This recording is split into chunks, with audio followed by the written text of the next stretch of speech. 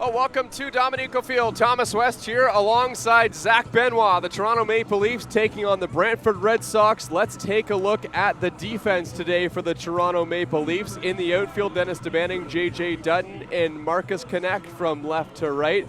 And then things get kind of interesting on the infield for the Toronto Maple Leafs. Their catcher, who's been catching almost the entire season, Matt Brandt, is at third base today. Spencer Ross is the shortstop, something he's done a lot but not much at all this season. Jordan Mandalay has been a constant this year at second base. Ben Sidorenios is playing first, and then Kyle Pops, who's been a two-way player, pitcher and DH for most of the season, is doing the catching today for the Toronto Maple Leafs. The starting pitcher is Yohannes Alvarado, so we'll see if he can find that chemistry with his new catcher, Kyle Pops.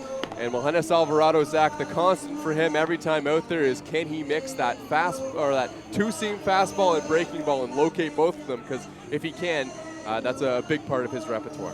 Yeah, we know from years prior that Yohannes Alvarado, he can be a really solid arm. Again, the ERA king just a couple of seasons ago, and it's really just been trying to command that off speed. He has the fastball. When he's in a good spot, though, is when that breaking ball, it's diving down, hitters are attacking it, and he's mixing in, like you said, that two-seam there, and he's really keeping hitters off balance. He falls into the tendency sometimes where he wants to rely on that breaking ball a little bit too much when he's not feeling it. He has to kind of change that mentality, attack with the fastball, and have the hitters adjust to your off-speed. I think a big part of this game today is going to be seeing the dynamic between the catcher, Kyle Pops, who he has pitched to before, just not in a game. Kyle Pops has done some of the bullpen catching for the Toronto Maple Leafs when he's not pitching or in the lineup as a DH. We know he has a great arm. We just saw him throw the ball down to second base because he's got a big arm on the mound pitching. But this is going to be a lot of fun today to see how this all pans out, because this is a bit of a different looking lineup today for the Toronto Maple Leafs. Yohannes Alvarado is coming off a start against the Kitchener Panthers on August 13th, went 4 2/3 innings, gave up 5 earned runs on 6 hits, and struck out 4. So looking to build on that, and it's been about a month since he's got past the 5th inning, so the Maple Leafs would love some length here tonight. First pitch to Cantor is in there for a strike.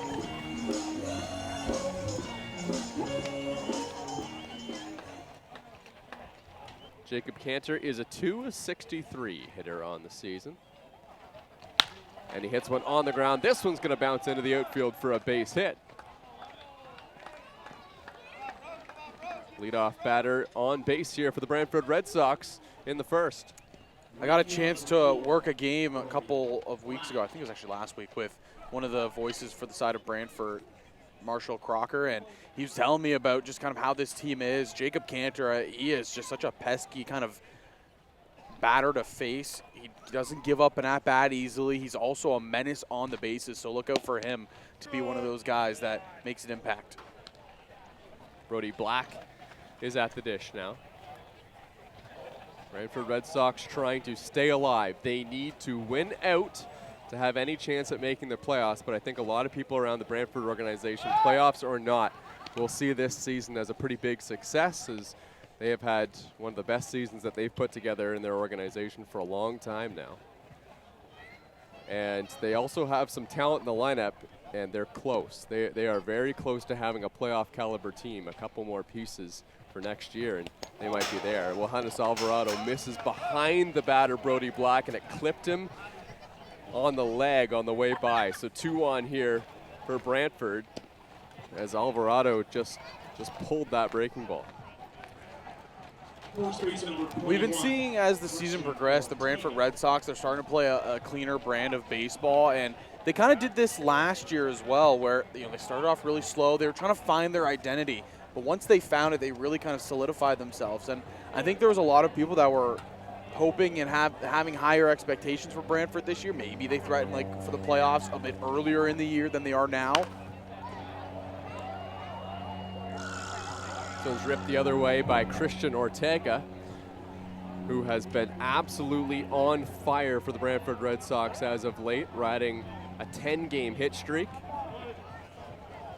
And the RBI total starting to climb as well. 45 of them now on the season. What is it? This one is popped foul. down the line, and that one's going to hook out of play.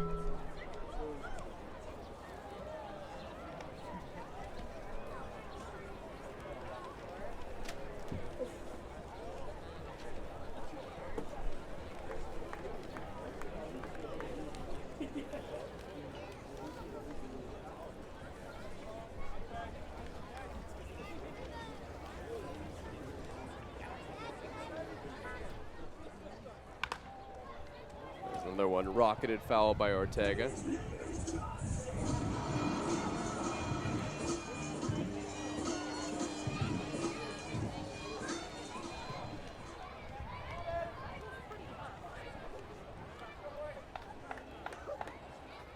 Oh, 0-2 the count now. It was a wild pitch that ended up hitting Brody Black. 2 on here, but now 2 strikes on a dangerous hitter in Ortega. And he taps one foul off to the left, and this is quite the battle now between Ortega and Alvarado. This is kind of what Ortega does. He doesn't give pitchers a comfortable at-bat. He continues just to foul, to fight, and then once he gets that one pitch that gets hung, he will not miss it. He does it time and time again. He's really shown why he's been a dominant factor for the side of the Brantford Red Sox now for 2 seasons. Another 0-2. Tapped foul again.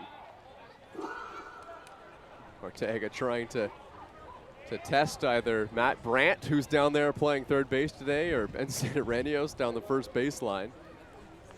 Alvarado is mixing his pitches, but Ortega has had just enough of an answer in each one of them.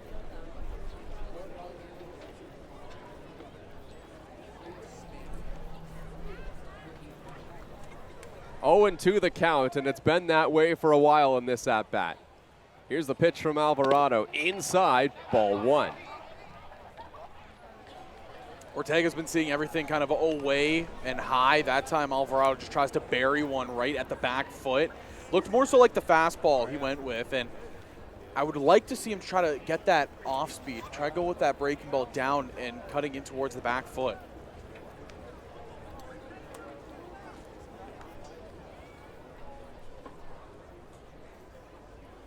The 1-2. And this one's crushed in the air, deep to center field, and it is off the wall. Ortega into second base with a double. 1 run comes in to score, and Brantford takes the lead. Christian Ortega in a long battle, and boy, did he ever earn that one against Alvarado. Finally got a pitch over the plate, and was able to smoke that one off the wall in left center. Well, that's what he does. I mentioned again, he's a guy that will keep fouling off tough pitches, fouling off pitcher pitches, and then he gets one that hangs. That's one right there. Kind of was just left over the middle of the plate, and he did not miss it. It was an absolute laser. And Zach, with that double, Christian Ortega has extended his RBI streak to 10 straight games. How about that?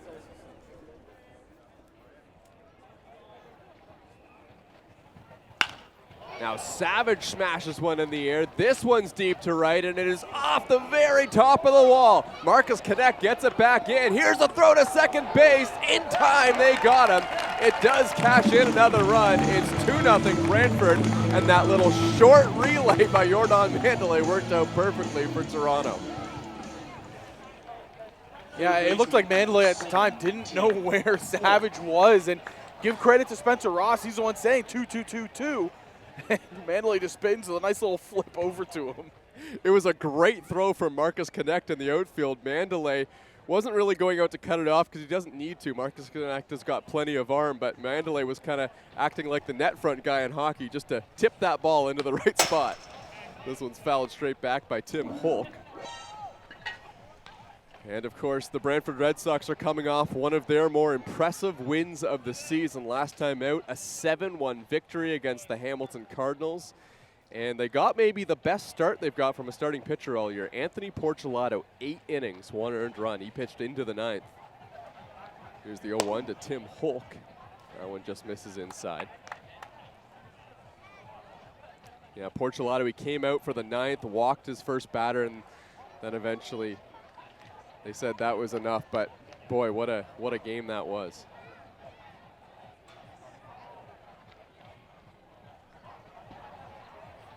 There's the 1-1. Holyk takes inside. Oh, you could tell he wanted it, but give the Brantford Red Sox credit right now. They're either laying off Alvarado's breaking ball or they're finding a way to get a piece of it. They've kind of adopted this next man up mentality, and you can see it in their at-bats. Nobody's really taking kind of these hero hacks. Everyone's going up with the plan. They're letting the pitchers throw a lot, and they're being very, very aggressive. I mean, if you're Brantford right now, like there's no one in that locker room's giving up. Like they're not going to make the playoffs. It's almost impossible. But just play. You know, play until the very end and build on something for next year at very least. Here's the 2-1. Tim Holyk rips this one in the air. This is going to stay fair and go off the wall. It rolls into the corner. Another run comes in to score. Tim Holyk has an RBI double, and it's 3-0 Brantford Red Sox.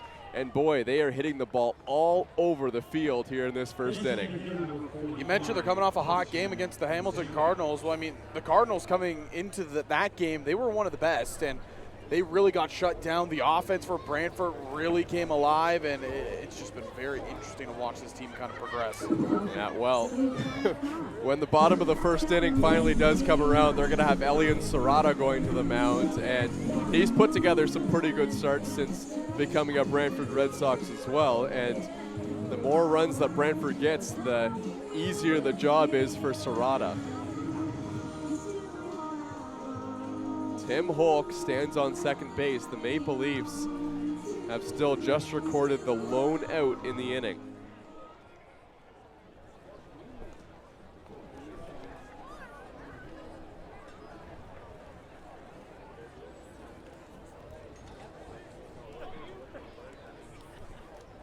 Here's Kuzemka. And he hits one in the air. This one's high and deep to left field. Dennis DeBannon going back to the wall, and it is gone. Oh, wall scraper for Kuzemka, able to sneak one over the left field brewery sign in left field, and Brantford takes a 5-0 lead here in the first. Yeah, it just feels like everything that Alvarado is offering up to these Brantford hitters is just getting demolished right now. Not missing the barrels or the Red Sox. Yeah, it was a barrel, but he was under it a little bit. You got to feel for Wilhelmus Alvarado a little bit on that one. Kuzemka was just strong enough to get it over the wall, but the wind is blowing out to center field as well, so maybe a little bit of help on that one. Here's Martinez.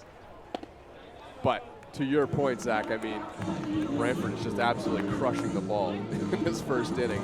And the approaches have been good, too. They're not just pulling the baseball. We've seen multiple doubles off the wall the other way as well. 3 extra base hits, 1 hit by pitch, and then they have 2 singles in the inning as well. Yeah, and the only out was recorded on a batter trying to go to second base. So that was almost a double as well.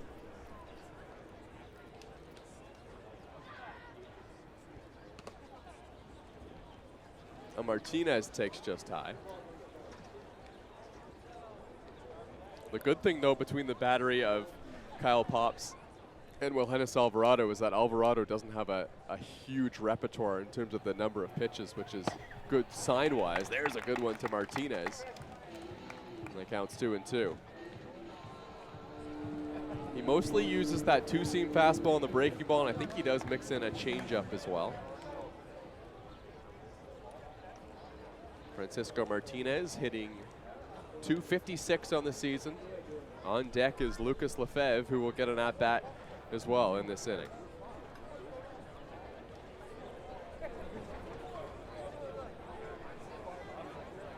Martinez takes a little bit of time after swinging and missing at that tough lefty-lefty breaking ball from Wilhelmus Alvarado.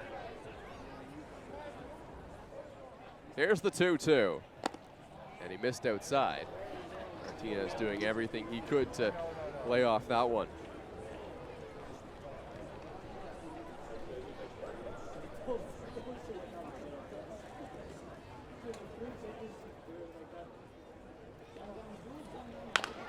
This one's ripped foul into the Brantford bullpen.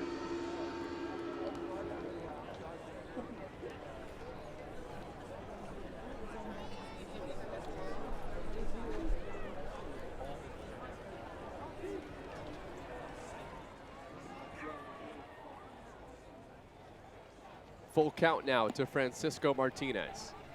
And that one, strike 3 called on the outside corner. Well, Johannes Alvarado gets his first punch out of the evening. Martinez not agreeing with it there. But it's a big punch out for Alvarado to get back in the zone, kind of find those corners. Now he'll have Lucas Lefebvre. And Walker Holgren on deck, hopeful of an at-bat. This is the 8th hitter of the inning for the Brantford Red Sox. That one misses inside.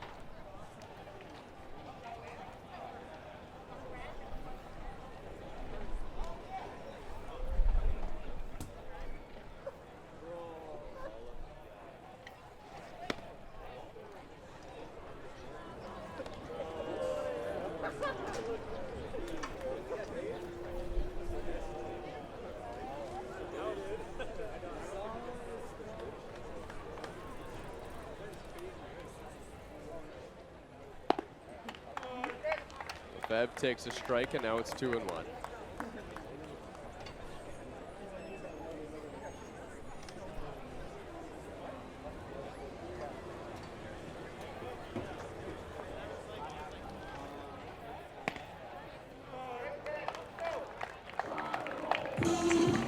Two really good pitches there from Alvarado to get ahead in the count here.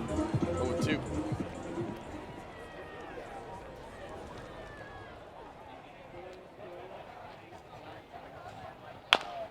Now this one's hit on the ground to third.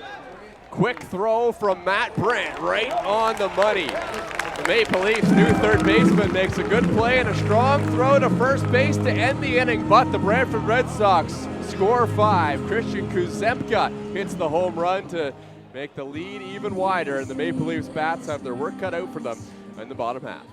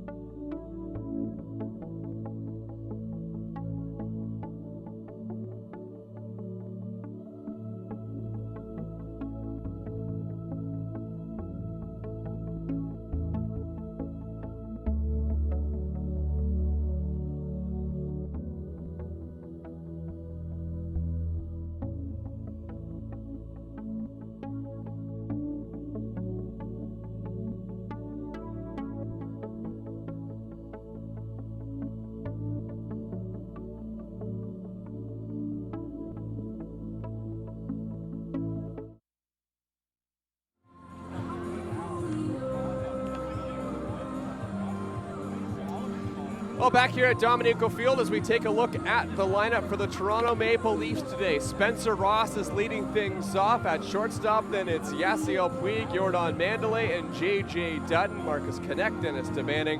And then things get interesting with third baseman Matt Brandt, who's been in the lineup a lot, just not at third base. Kyle Pops, who's also been in the lineup a lot, but just not at catcher. And then, of course, Ben Sidorenios, who's hitting 9th and playing first base today for the Toronto Maple Leafs. Spencer Ross will lead things off against Elian Serrata, who's getting the start today for the Brantford Red Sox.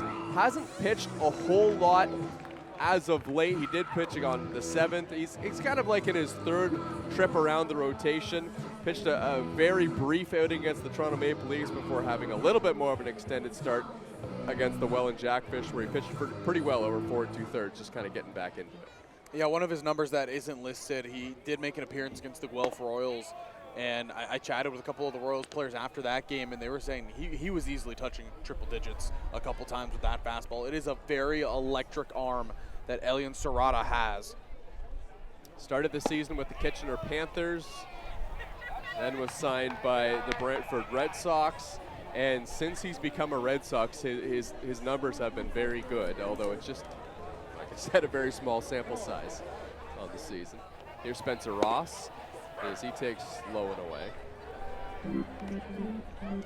The one kind of big factor in his game, again, I was chatting with one of the announcers for Brantford and Marshall Crocker. He was saying he can get erratic sometimes with that fastball. He can lose command of it, but when he's in the zone, when he's locked in, it's really, really good.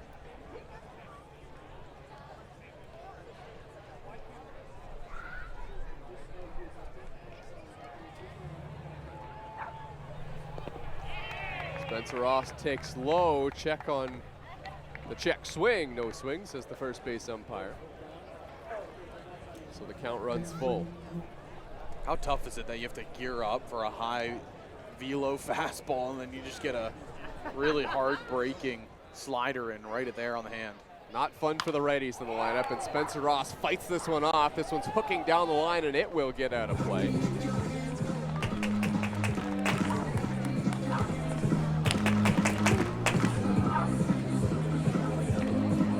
Long run for the right fielder, Brody Black there. Joined by Walker Hulkren in center.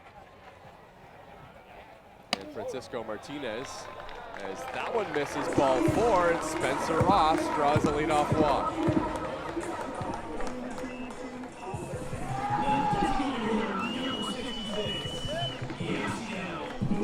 All right, so this battle between Yasiel Puig and Christian Ortega will reach the second round here with Yasiel Puig having his chance. And of course, in the last inning, Ortega went one ahead of him in RBIs with his 46th. So Yasiel Puig is now outside the top 5 in RBIs, but he's got Spencer Ross, who's got speed and standing on first base as he'll try and drive him in. You can hear at the pop of that glove. This is a velo that Puig is most likely used to seeing. This one misses out and away. Of course, you'd be talking about in the major leagues, Yes. which was a little while ago. Serrata being careful, though, on the first 2 pitches to Yasiel Puig, leading the Canadian Baseball League with 17 home runs. Takes a strike on the inner half and doesn't like it. But for Yasiel Puig in a situation like that, Serrata getting a call, that is going to encourage him to throw him a strike, which Yasiel Puig wants. The 2-1. Puig takes up and in, and it hit him. Elian Serrata buzzed the tower, and it looked like it might have hit Yasiel Puig on the hand. It looked like he kind of reached his hands up to kind of block his face. That's a hit by pitch on the Maple Leafs slugger. And there's 2 on here in the first inning, and the Maple Leafs have arguably just as promising a start as the Brantford Red Sox did, but they are in a hole early. You can kind of see Puig, he was walking down the first baseline. I think somebody from Brantford said something as in that was an intentional. Puig kind of gave him a little bit of a hand raise. So, again, it's kind of widely known. Serrata, he can get really erratic with that fastball. It's a high velo fastball, but yeah, when it's come at you that hard, you just got to get out of the way, and it's hard to sometimes. Yeah, and of course, facing Puig, you are bearing down, trying to throw your best stuff. That one's way up and in. And so to each of the Maple Leafs batters, there's been a wild fastball from Elian Serrata. Spencer Ross walked on one. Puig got hit by one, and then Mandalay, who does that thing where he squares to bunt every time on the first pitch, nearly got hit again on a pitch up and in. Here's the 1-0. Way up and in again, and this time Mandalay knew it was coming. He backed out of the way. You'll remember earlier in the season, not a couple weeks ago, Jordan Mandalay got hit on the finger on a pitch just like that, so you can imagine that he is certainly wary of pitches up and in. And if there's anywhere you're going to pitch Jordan Mandalay, it's got to be up and in, because on the outer half of the plate, he can cover everything within the edge of the strike zone to a foot outside the strike zone. None of that area is a safe space to pitch Jordan Mandalay. But you pitch up and in, I mean, he's a professional hitter. He can pull one out to left as well. Well, if you look at the contact rates around the CBL, Daike Abe leads the way with a 91.7% contact rate. Jordan Mandalay second there with a 91.5. He has made contact with over 90% of the pitches that are thrown to him.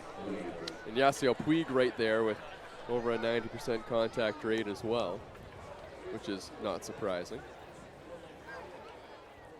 So after the mound visit, we'll see if Serrata can settle back in here facing Mandalay. This is probably a take from Jordan Mandalay. It is, and it just missed. Yasiel Puig is still kind of flexing that hand at first base. I'm still not 100% sure where it hit him because he kind of just played it off and walked down to first base. Another auto take from Mandalay, but that one does find the zone from Serrata. Brantford Red Sox are still kind of holding their breath here. They've got a big 5-0 lead, but they would love to see their starting pitcher get consistently in the strike zone. That one finds the zone as well. Mandalay was ready to throw the bat back to the dugout, and Elian Serrata may have just zeroed in on the strike zone. We'll see. Count is full to Jordan Mandalay.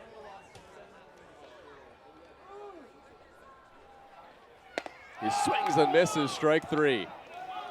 Good pitch there from Serrata.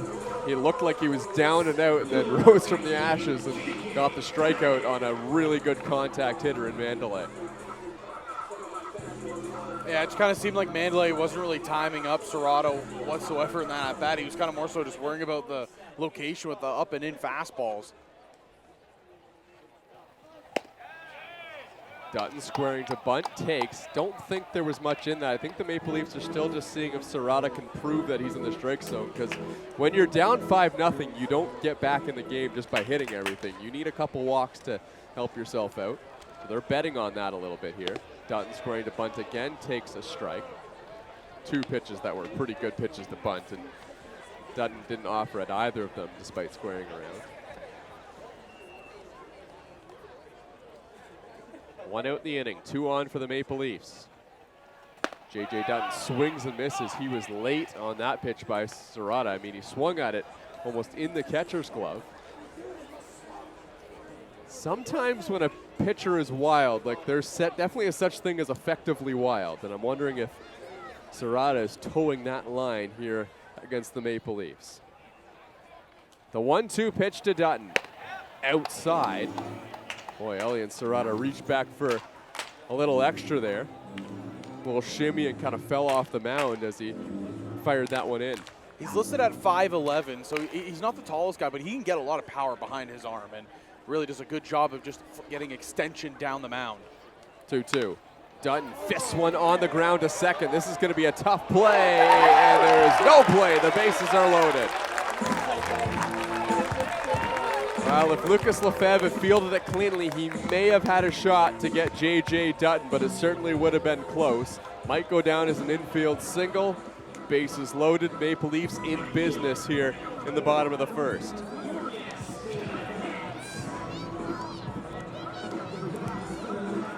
Serrata 17 pitches, 10 of them have been balls so far in this first inning.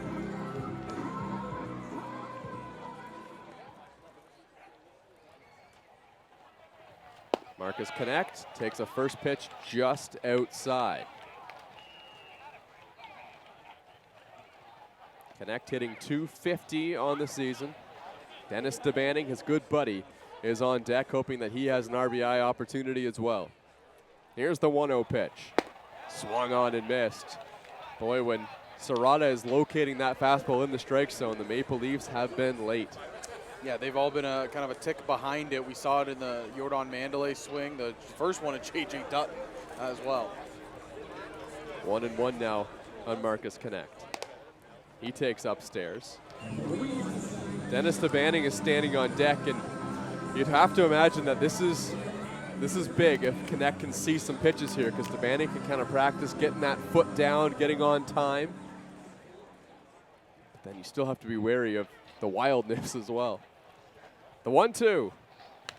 Inside, and it hit him. Oh, that hit Marcus Knecht right on the forearm. That could not have felt good. He is flexing his hand as he walks back towards the dugout. This will plate a run for the Maple Leafs, but an already very injured Maple Leafs team cannot afford for this to be anything serious for their veteran outfielder. Oh, that was so much velo right on the forearm. Yeah, and you can hear the sound that it made when it hit him.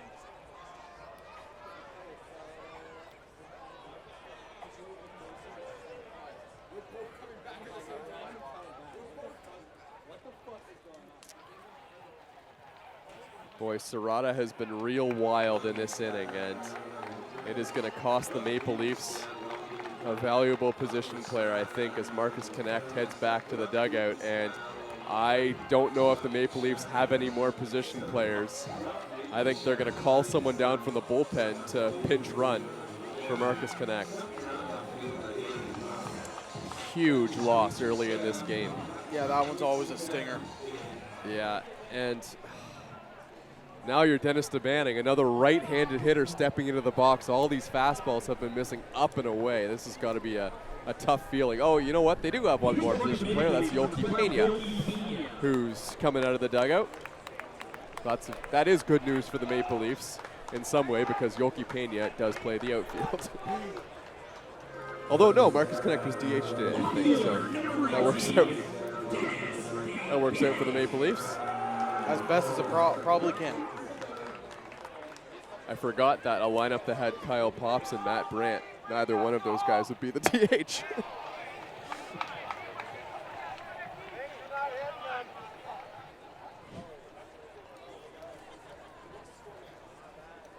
Strada able to find the strike zone here against Dennis DeBanning. Now here's the 0-1 pitch.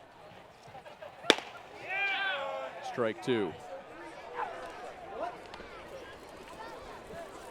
Not easy if you're Serrata as well, after hitting two high-profile batters and then coming back and getting the first two strikes on Dennis DeBanning. And now it's up and in. DeBanning just getting the hands out of the way of that one. Yeah, like you said, it's got to be in the mind of Serrata. You've had a couple releases that are high and in on right-handed hitters. You try to overcorrect yourself. You might be dirting a couple in the other batter's box, but again, he's still kind of having that issue of just high and in on righties. Up and in, and how did DeBanning get out of the way of that one? Oh boy, if he can just drop a breaking ball over the outer half, that is going to be a tough feeling in the batter's box. This is a brutal at-bat for any right-handed hitter in the Maple Leafs lineup right now. Gotta hang in there. The 2-2 pitch. Fouled off.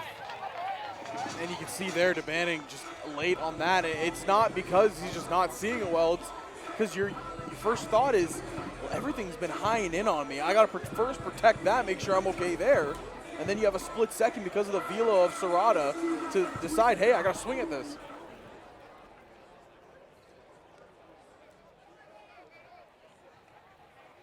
Here's the 2-2. Fouled off. He went inside again. And DeBanning, credit to him for getting a piece of that one. Just have to kind of take a breath here and just kind of recenter yourself if you're DeBanning.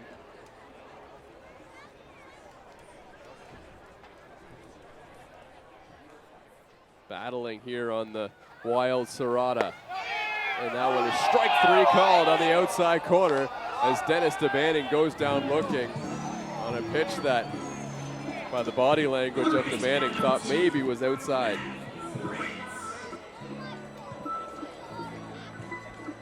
So Matt Brandt, the third baseman, will come to the plate. Bases loaded, and if Serrata can get Brandt here, that is a huge crisis averted for the Brantford Red Sox here in this first inning. Brandt takes low. This is the lefty, though, in the Maple Leafs lineup, so this is a bit of a different look. Matt Brandt shouldn't have to worry about that arm side miss from Serrata.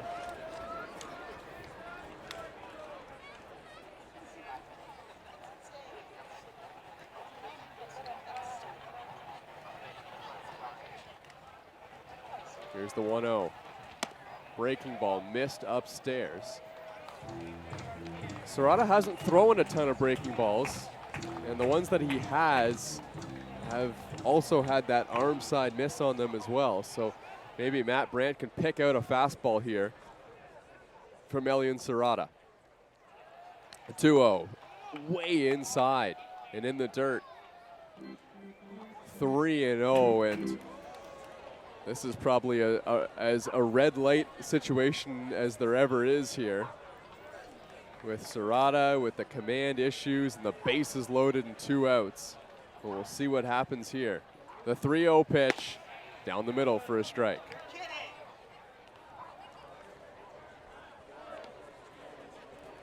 Yasiel Puig at third, kind of signaling to Matt Brandt. All right, you saw it, now swing away. You'd have to imagine that Brandt gets another fastball here. 3-1. Miss, down and in, ball 4. That's going to push across a run, so the Maple Leafs have 2. It's 5-2. Puig comes in to score, and it's a walk for Matt Brandt to push one home.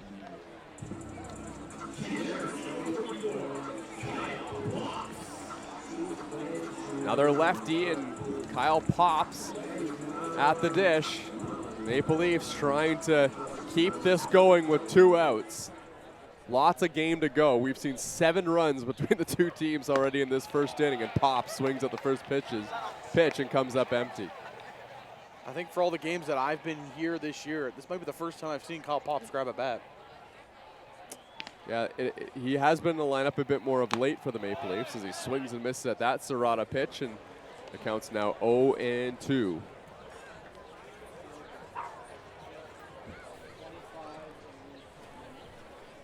Serrata a pitch away from limiting the damage in this bottom of the first. And that one's upstairs. Pop's able to lay off. Like the Brantford Red Sox did, the Maple Leafs have also sent 8 batters to the plate here in this inning, although they've only come up with 2 runs so far. The 1-2 pitch, missed again upstairs. Serrata missing arm side, and the count's now 2-2. As Pops will keep this battle going at the plate. This is a big at-bat early on for the Maple Leafs. And Pops takes on the inside corner, strike 3 called. Kyle Pops goes down looking. Elian Serrata got himself in a world of trouble and came out with only allowing 2 runs. And the Brantford Red Sox continue to hold their 3-run lead as we head to the 2nd inning here at the pits.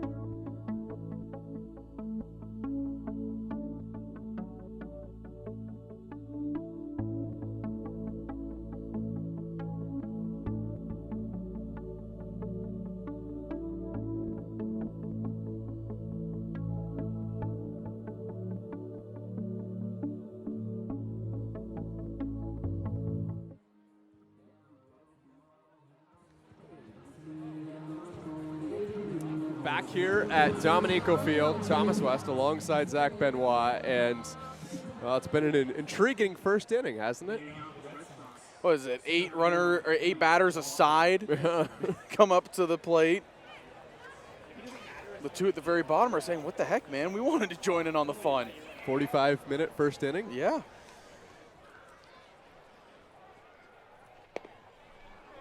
Walker Hulkgren is going to lead things off, the number 9 hitter for the Brantford Red Sox. Then the top of the order is up with Jacob Cantor, who had a hit in his first at-bat. Hulkgren hitting .263 on the season. Pitch from Alvarado just misses outside.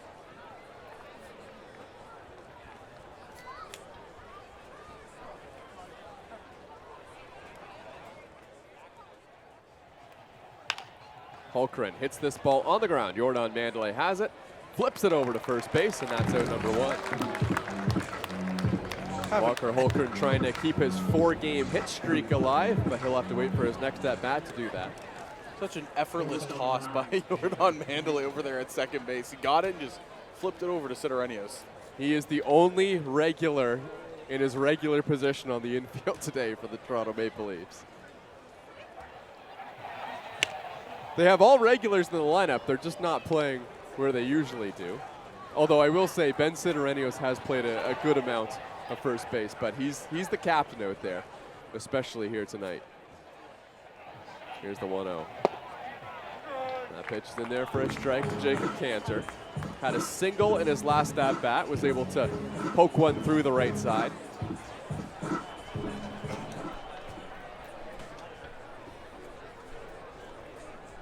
The 1-1. Cantor takes a breaking ball for a strike. That was a thing of beauty there from Alvarado as he hooked it onto the outside corner.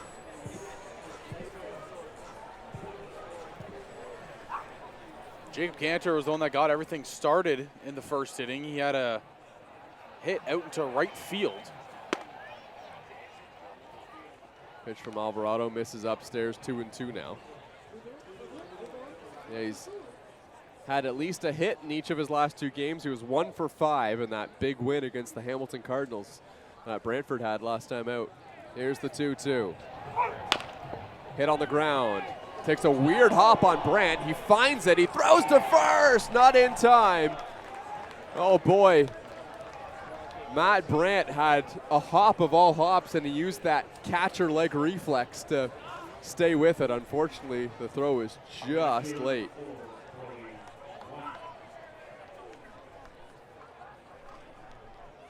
Yeah, Matt, you can see him shaking his head a little bit over there at third base, but there are not very many third basemen in the league that are going to be able to field a hop as cleanly as he did like that. Yeah, that's a play there where, you feel like you can make it, and then it takes that wicked kind of bounce, and now you're just trying to adjust yourself to it. Again, not used to the position as Matt Brant, but we all know he has the arm strength. I mean, he threw a cannon over across the diamond.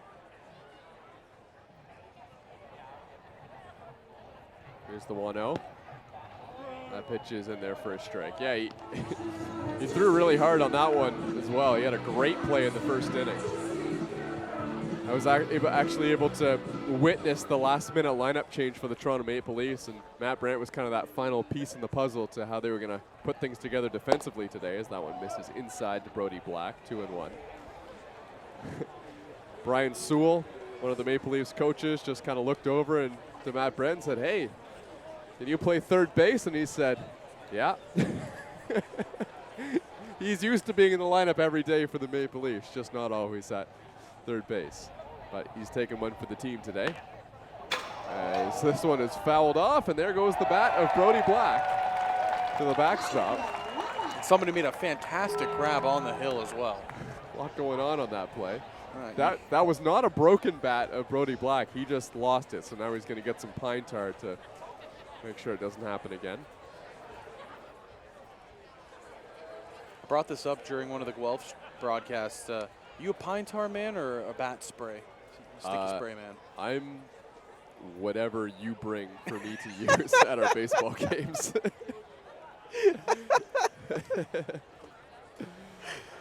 So I guess I'm using whatever your pine tar stick is looking like. Yeah, that's what I'm using. The pine tar, I guess.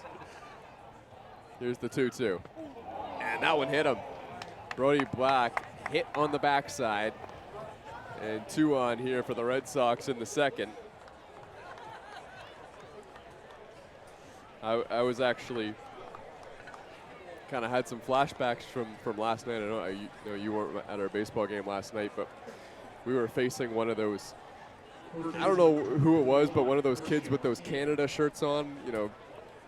He had like one of those national junior member shirts on, and he threw gas, but like Elian Serrato was very wild. And I had one that I don't know how I got out of the way of it. It was up and in, and I grunted really loud. And he had the last laugh. I flew out center field. Nice. Hung in there, though. That's all that matters. Hung in there. Yeah, but it was a timid swing, though, because when you get a ball up and in like that, that's all you can think about in your next at bat. So that's kind of the case now for both of these batters, because Alvarado has hit 2 guys. We've seen Serrata hit a couple of guys. So there are no comfortable at bats out there on the diamond right now. The 0-1. Line drive to center field, and it is caught by J.J. Dutton on the run. That's out number 2.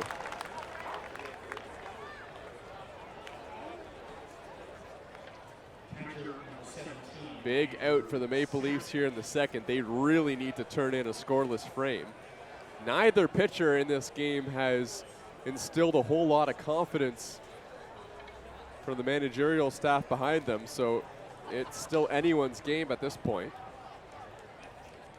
But if Alvarado can get through a scoreless inning here, I think a lot of that confidence is restored, especially for the guys behind him. Here's the catcher, Andrew Savage. And this one's crushed high in the air, deep to left field, and there's no doubt about it. Andrew Savage with a shot that was hammered to left. And the Brantford Red Sox put up a big 3-spot here in the second inning. It's 8-2. Well, Savage just missed a home run over the right field wall on his first at-bat. He eventually was thrown out at second base trying to stretch it into a double, but he has serious power to all parts of the park, and that time he just does not miss, and he rips that ball. 8-2 Red Sox here in the second. This game has the possibility to get wild here at Christie Pitts. The floodgates are open in terms of offense. Tim Holyk is the batter now. Boy, Dennis Devanek only had to take a couple steps back before he knew there was no way that ball was coming back. That was high over the trees in left field. There's a junior soccer game going on over there. They had to have their heads up as that ball was flying. I hope that the time that it took for them to go get the baseball off the field was reflected in stoppage time after the game. Hate that about soccer. Tim Holyk rips one down the line. Tell me how you really feel. I don't like it.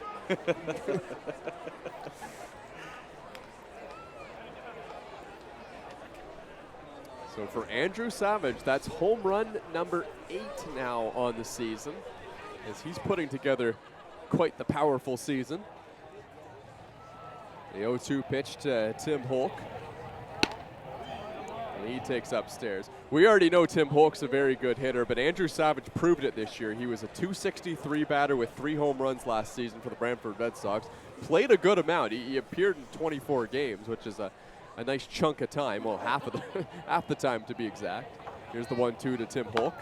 He taps one on the ground. This one's the third, and it's going to stay in foul territory. But for Andrew Savage, he's come out this season. There's not a lot of games left, so we know that he's going to hit over 300. He's going to put up great power numbers. He's got 30 RBIs now in the season. He's hitting .339. It's, yeah, ridiculous stuff. He's also doing it as a 23-year-old. Last year, it was his age 22 season, his rookie year. This year, 23 out of Woodstock.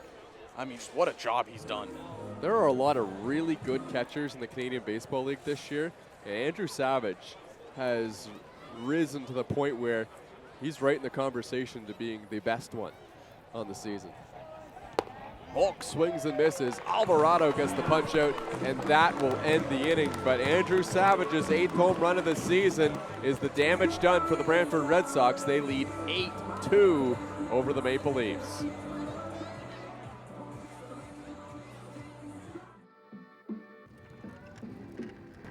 What I look for in a Rawlings is a combination of things. Something that will kind of maintain for a long period of time. I've had a lot of success with Rawlings over the years. What I like about my Rawlings glove is the feel. The feel is everything. it's good to get that feel in your hands, and when you have it rolling, it's more easy to catch. Weight goes a long way, and I feel like Rollins does a really good job of getting you top of the line leather. As far as the leather, I usually stick to Pro Preferred. I've actually always used Pro Preferred. I loved it from the start, so I'm kind of a guy, if I like something, I usually don't change it. So since the first day I signed with Rawlings, I've been using Pro Preferred. What I like about my Rawlings glove is it's always felt the same. And it never falls apart. It feels good every single day I put it on my hand. And it's a mark of a pro.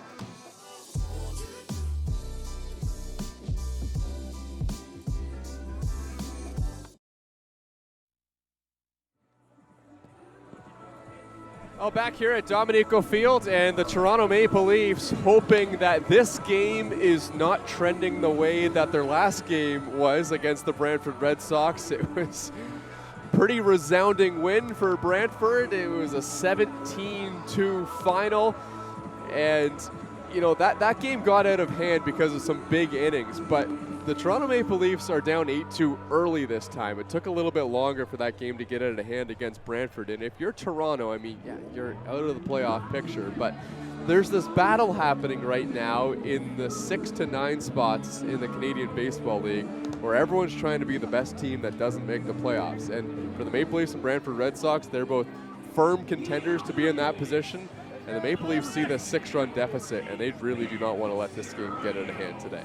Yeah, and you know, it's more so you're playing for next season, just kind of see what you have and what guys you feel comfortable kind of keeping around and everything like that. We know from previous years there's a lot of roster shuffles that happen year in and year out in the league. You know, it could be different now into this next off season, but you know, you're just trying to fight and trying to get some reps here if you're the teams that are just outside that playoff window.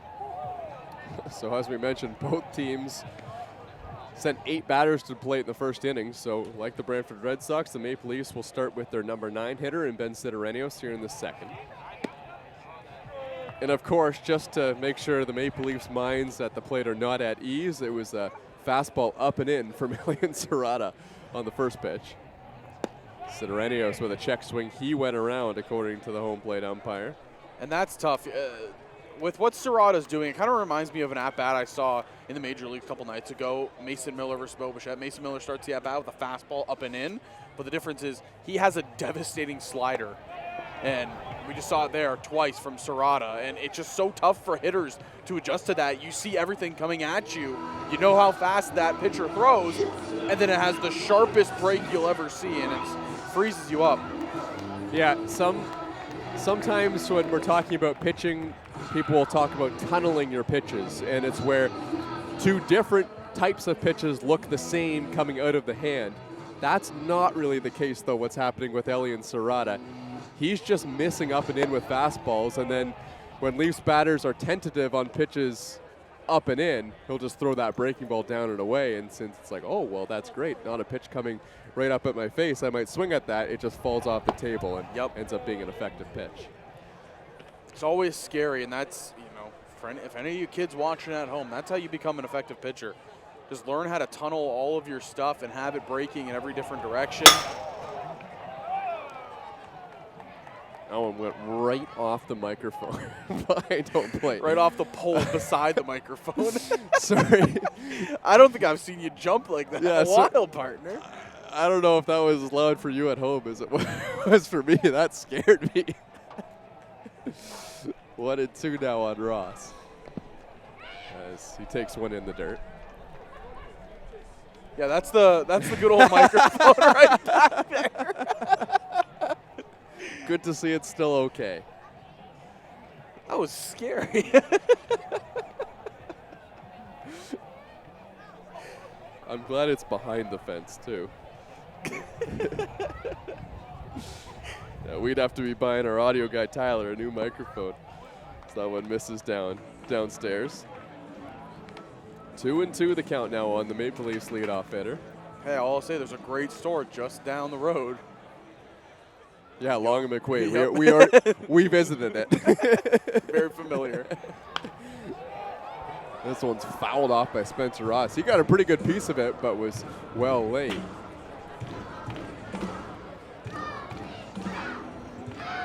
(8-2) is the score here in the second inning. The Brantford Red Sox put up 5 in the first, 3 in the second. And now Ross takes outside, ball 4. Spencer Ross works his second walk of the game, and he earned both of them. And the Maple Leafs, once again, trying to answer, this time a 3 spot that Brantford put up in the second.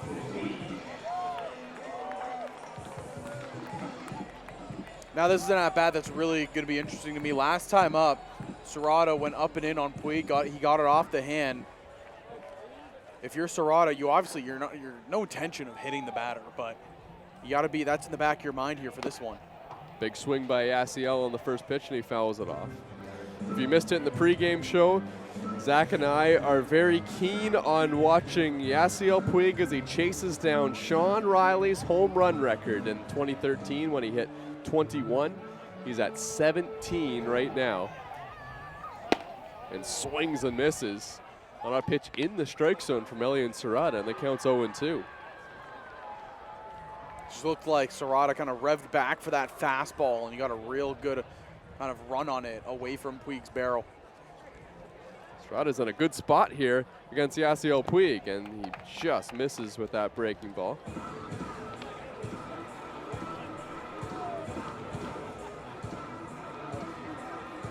Velocity is probably not going to be a problem for Yasiel Puig, but Elian Serrata really gets it up there. Here's the 1-2. Puig takes up and in. Look at the way Yasiel Puig hung in there on that pitch up and in, and you'll remember in his last at-bat, he got hit right on the hand on a pitch in a similar spot. Here's the 2-2. Puig, a check swing. Did he go? No, says the umpire at first base. And Yasiel Puig was walking down to first base. He thought that was ball 4. But he fouled a pitch off and then swung and missed at a pitch, so it wouldn't have been a counting error. Just a little miscue.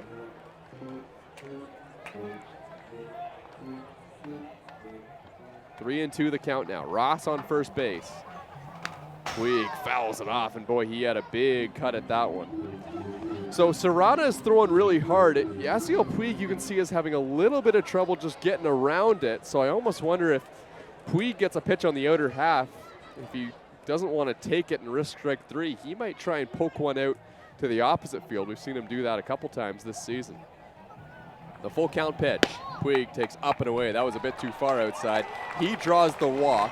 Not the worst situation for the Brantford Red Sox. They've hit Puig and walked him, but he hasn't been able to hurt them yet.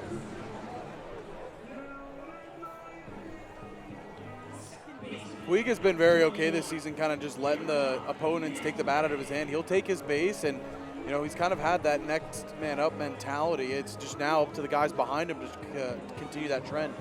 Yeah, he's okay with it because Jordan Mandalay is behind him. And Mandalay is just such an excellent hitter in his own right. The Maple Leafs really scored big when they were able to pick him up from the Kitchener Panthers. He hit .328 with Kitchener, and I think there might have been a little bit of sentiment at the beginning of the season thinking, oh, well, he's 40 years old now. Does he still have it? He's hitting .377 right now. So he takes upstairs. So, yes. He's got it, and he's progressing. Like, the league got harder this year, and Jordan Mandalay's numbers got better, even at 40 years old. He is nowhere close to being at the end of the runway if he wants to keep going. Here's the 2-0.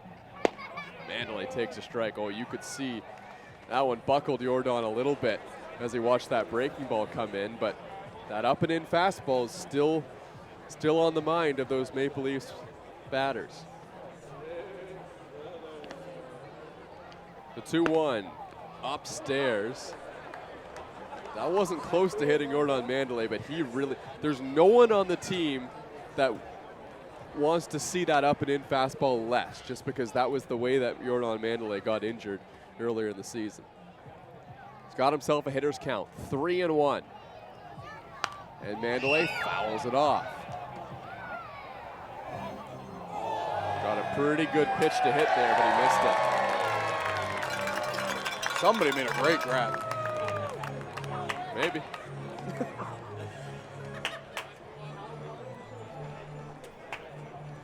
Full count now on the veteran second baseman. He's got 2 runners on base. Mandalay fouls it off.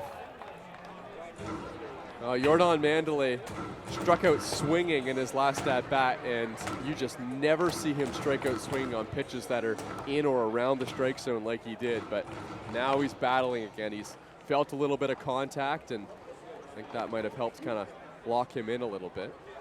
Yeah, you just kind of get eased back into it here if you're Mandalay.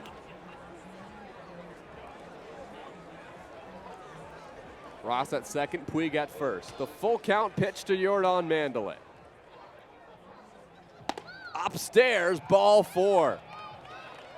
Jordan Mandalay draws the walk. He does not do that very often, and that'll bring J.J. Dutton to the plate with the bases loaded and 1 out. That is the 7th walk of the season for Jordan Mandalay in 31 games. That's ridiculous. He's played 65 games now in the Canadian Baseball League, or the Inter-County Baseball League like it was last season, and he's only walked 16 times. So another mound visit. This worked last time for the Brantford Red Sox, just to kind of get Serrata back in the strike zone again. It does look like Jorge De La Cruz is the one warming up over there in the bullpen. He got up in the first inning as well. But flirting with fire right now is Serrata. J.J. Dutton takes way outside, ball 1.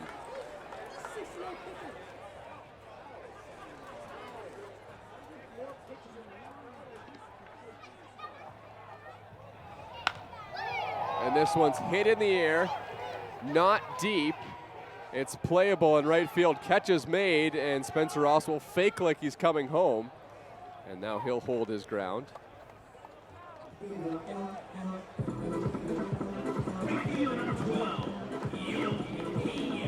Pretty good throw into home plate by Brody Black.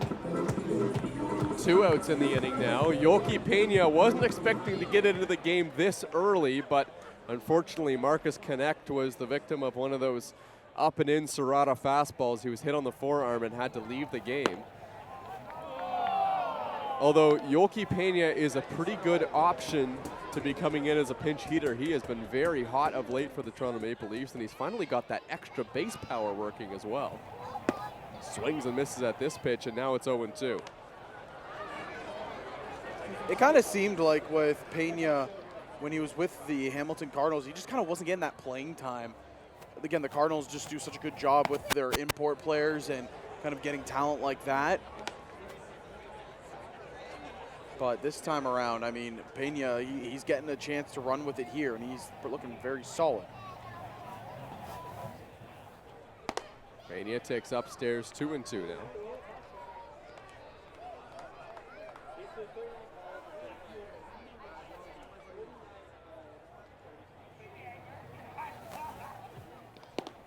And that one just missed outside. Oh, Andrew Savage was ready to roll that ball back to the mound, but home plate umpire says it just missed a little bit outside, maybe low, and now the count's full on Yolki Pena. Big high pressure pitch from Serrata. Runners on the move. Pena lines it into the outfield. That's a base hit. This will cash in run. Here comes the second to the plate, and Yasiel Puig comes in to score as well. Yolki Pena comes off the bench and delivers a 2-run single for the Maple Leafs. Toronto working themselves back into it early.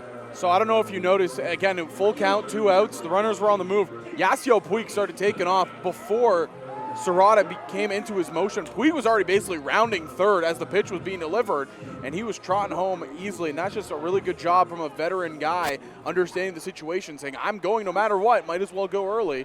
And that's how that second run comes across. DeBanning at the dish now takes a strike on the inner half. Well, if there is one thing that you can say about Yasiel Puig, aside from you know, the big power and the strength that he brings to this Maple Leafs team, he knows what's going on out there really well. He's got a good read on everything. This one's fouled off. Good mind, a good baseball mind. Really. I would say the word to describe what Yasiel Puig has done in terms of that aspect of the game is he has been efficient.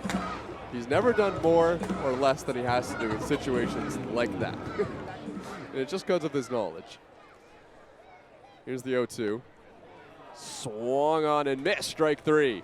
Might have been foul tipped in the glove of Andrew Savage, but Yolki Pena comes through with a clutch 2-out hit for the Toronto Maple Leafs. Don't think he was expecting to get an at-bat in the second inning, but he did, and he came up clutch. The Maple Leafs have 4. They trail 8-4 against Brantford.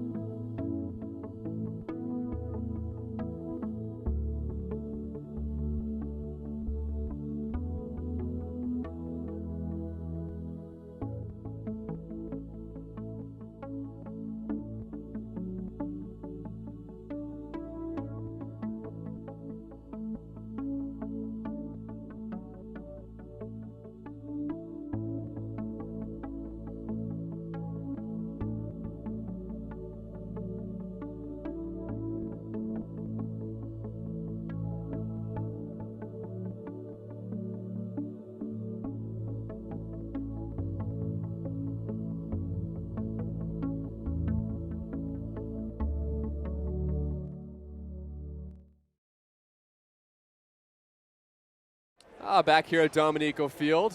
Lovely night for a ball game. And as per usual on these night games at Christie's Pits, we got lots of fans out on the hillside. I mean, if you live around the area of Christie Pits, you know, whether the Maple Leafs are winning or losing, I think you're missing out if you're not spending some time at the ballpark. There's not a lot of times where you get free entertainment like this, and you get to see some high-quality baseball as well. This one's lined into center field. That one's down for a base hit. Leadoff single for Christian Kuzemka.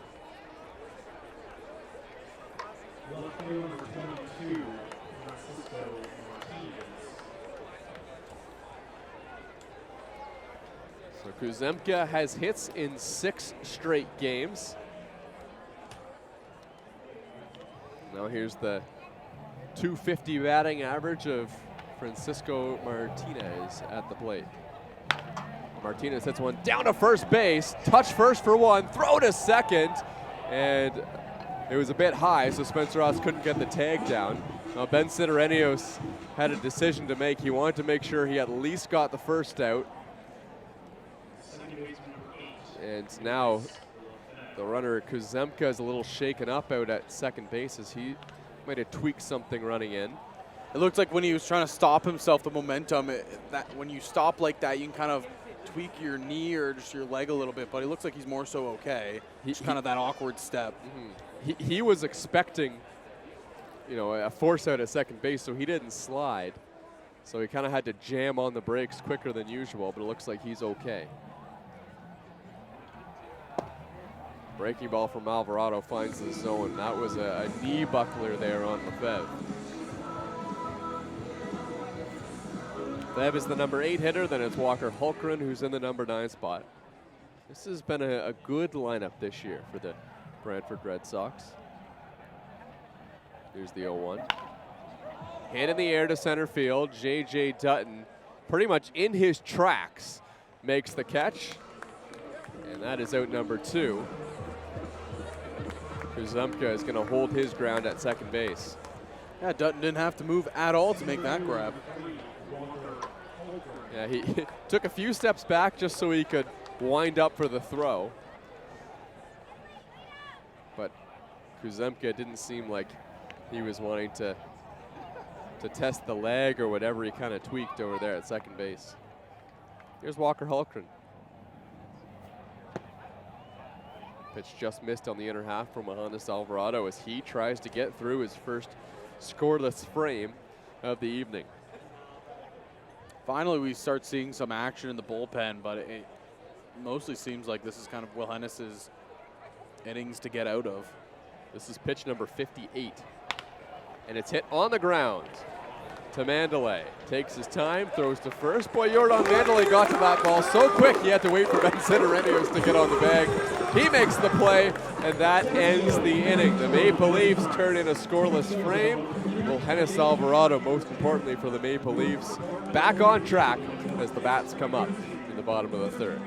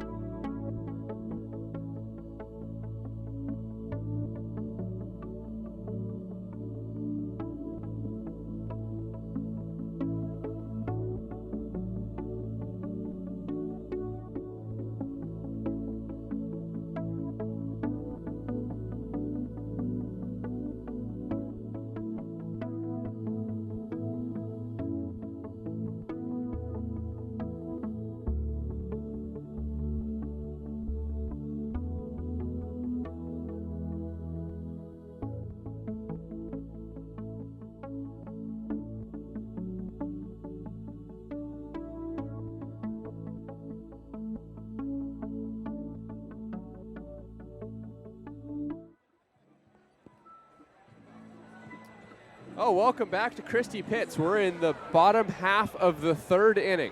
Brantford Red Sox have an 8-4 lead over Toronto. Toronto tacked on 2 in the first, 2 in the second, which on most days is a pretty good start, but Brantford has been on the sticks early against the Maple Leafs.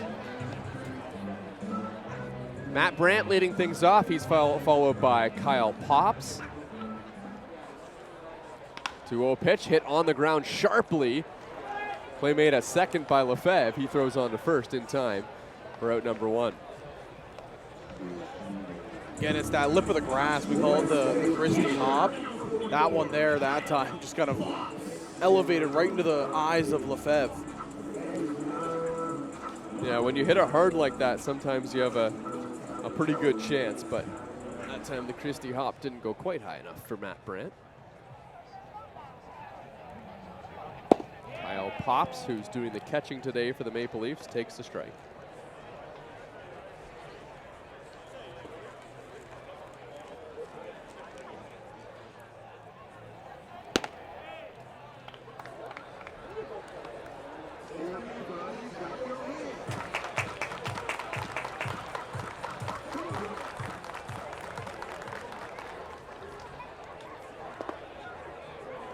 Pops now behind in the count 1-2. He struck out looking at his last at bat, but went down 0-2 and battled, and then Serrata just made a perfect pitch on the inner half. Here's the 1-2. Strike 3 called on the inside corner again, and there's 2 away.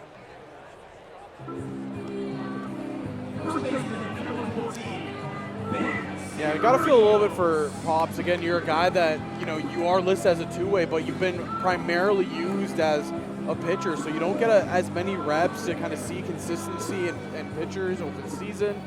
And now you get thrusted into the, in the lineup every single day, and it's just kind of tough to go from not seeing any reps in the batter's box to getting, 3 at-bats each game.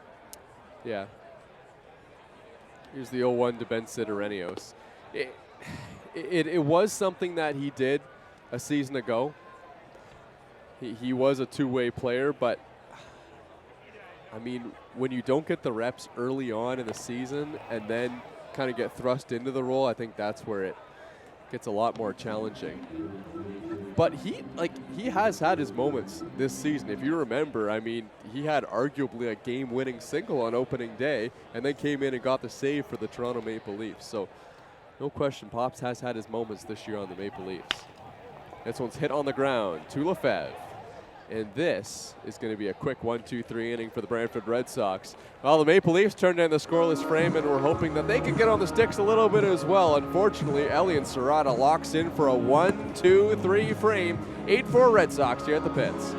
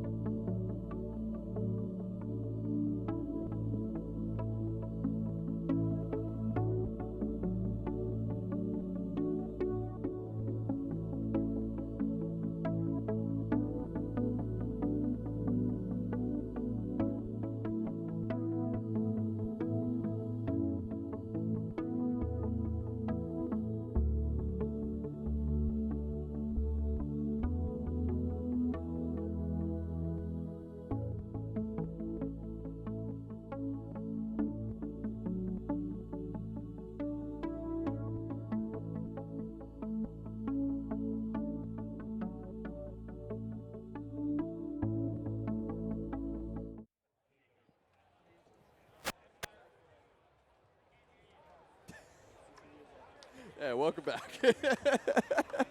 Do I even ask? This seems like a trip down the hillside for me. There's Jacob Cantor, who's going to lead things off. That one's in there for a strike. I was going to say you could take it next half inning, but Crick Tavares is in the lineup, so I don't know how my power is going to help you there. Yeah. Here's the 1-0 to Cantor.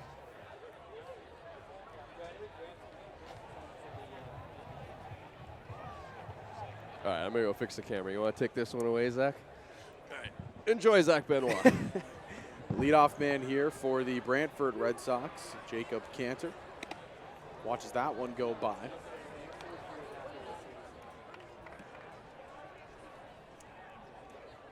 Count 3-0 here. Cantor, he's reached twice so far today.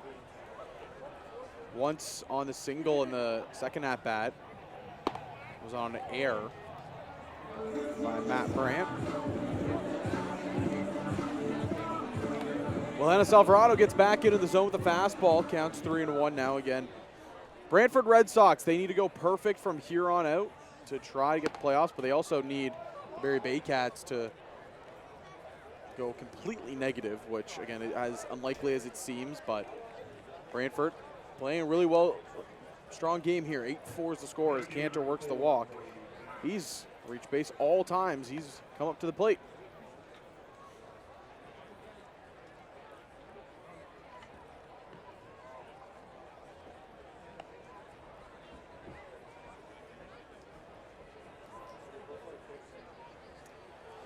Alvarado, one runner on. Long hold here by Alvarado. Now the pitch. Goes with a breaking ball. It's in there for strike one.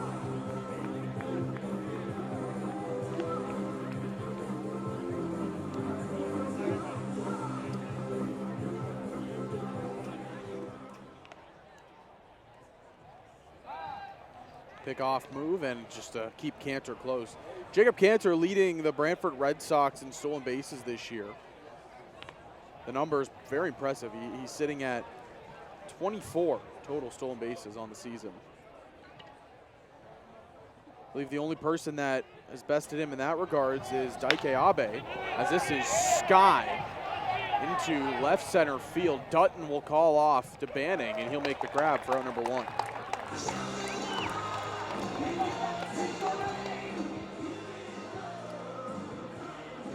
So the stolen bases lead, Daike Abe leading the way with 35, Matteo Zeppieri at 25, and Jacob Cantor sitting at 24. Brings up Brody Black.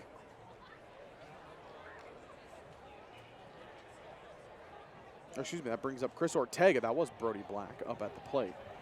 Ortega flew out to center his last time up, and it was a nice sequencing from Wilhennis Alvarado. He had Ortega kind of out in front on an off speed, and it was just a line shot right to J.J. Dutton. And you'd assume that this is what they try to do again here, is just have him off balance. It's been tough. Chris Ortega, again, one of the more powerful bats in this Brantford Red Sox lineup. It's another line shot right at Dutton. And Cantor has to go all the way back, and the throw beat him, but it pulled Sidorenios off the bag. So almost an electric 8-3 double play,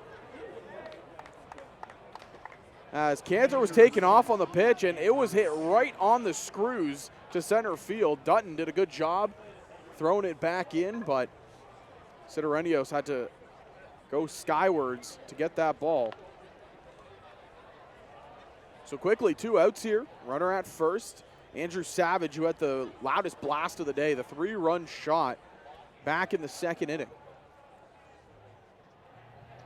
First pitch to him, it's popped up and over the fence, foul.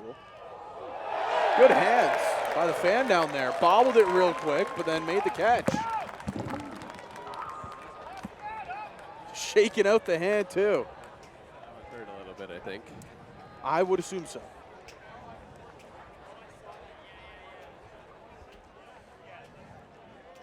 Oh, 0-1 count here to Savage.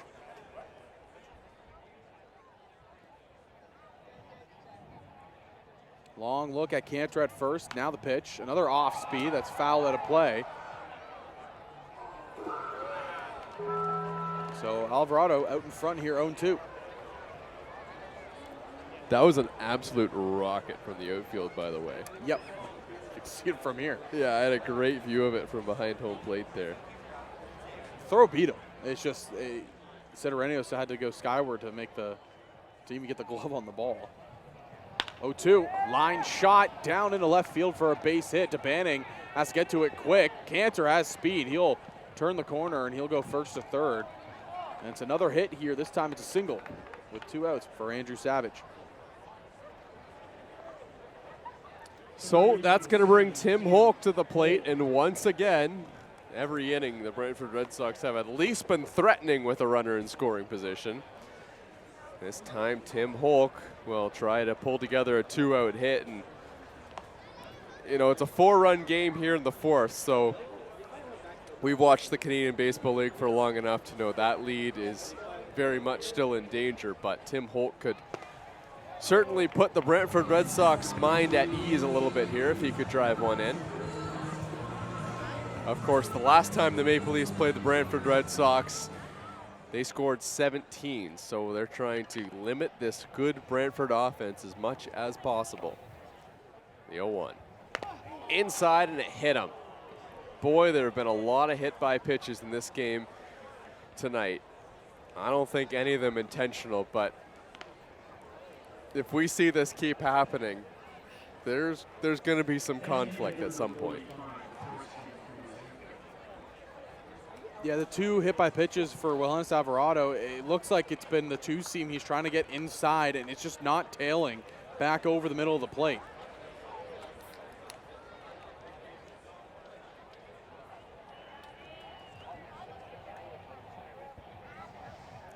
Christian Kuzemka, bases loaded. Hammers one in the air, deep to left field, and Christian Kuzemka has blown this one wide open. Another moonshot for the Brantford Red Sox. They've got 12 here in the 4th. That's a grand slam for Kuzemka. Really good swing by Christian Kuzemka. Weighted back and just completely mashes it over that left field wall. Again, you know, it's a very slim chance that Brantford can make it into the playoffs, but there is still the chance, right? And I think that's kind of what these players are playing for right now, is just to kind of continue this ride, continue the wave of momentum, and keep fighting as long as you can. Pitching change coming up here at the pits. We'll have that when we come back.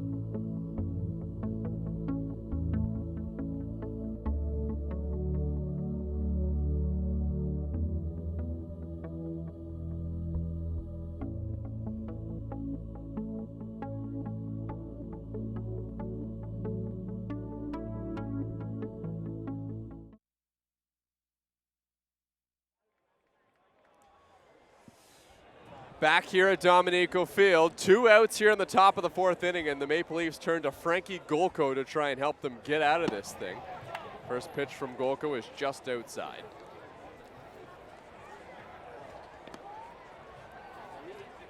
Frankie Golko stands at 6'2" on the mound for the Toronto Maple Leafs. The 1-0 pitch to Martinez, the left fielder. That one finds the zone on the outer half. 31 innings this season for Frankie Golko. He has been a workhorse, whether it be out of the bullpen or even starting games this season for the Maple Leafs. Here's the 1-1. Just inside. Martinez leaning out of the way of that just a little bit. Golko's struck out 29 batters over those 31 1/3 innings. Here's the 2-1. Tapped on the ground to third. Matt Brandt charging in. Now he lets it go. Like a veteran third baseman, Matt Brandt knew he wasn't going to have a play at first and read that ball perfectly. It's almost like he's been doing that all year. He looks at that one, he goes, man, this is just coming from a different angle. Usually I'm the one chasing it. Yeah, if you're just tuning in, Matt Brandt was a last-minute replacement to come in to play third base today for the Toronto Maple Leafs, which means Kyle Pops is doing the catching.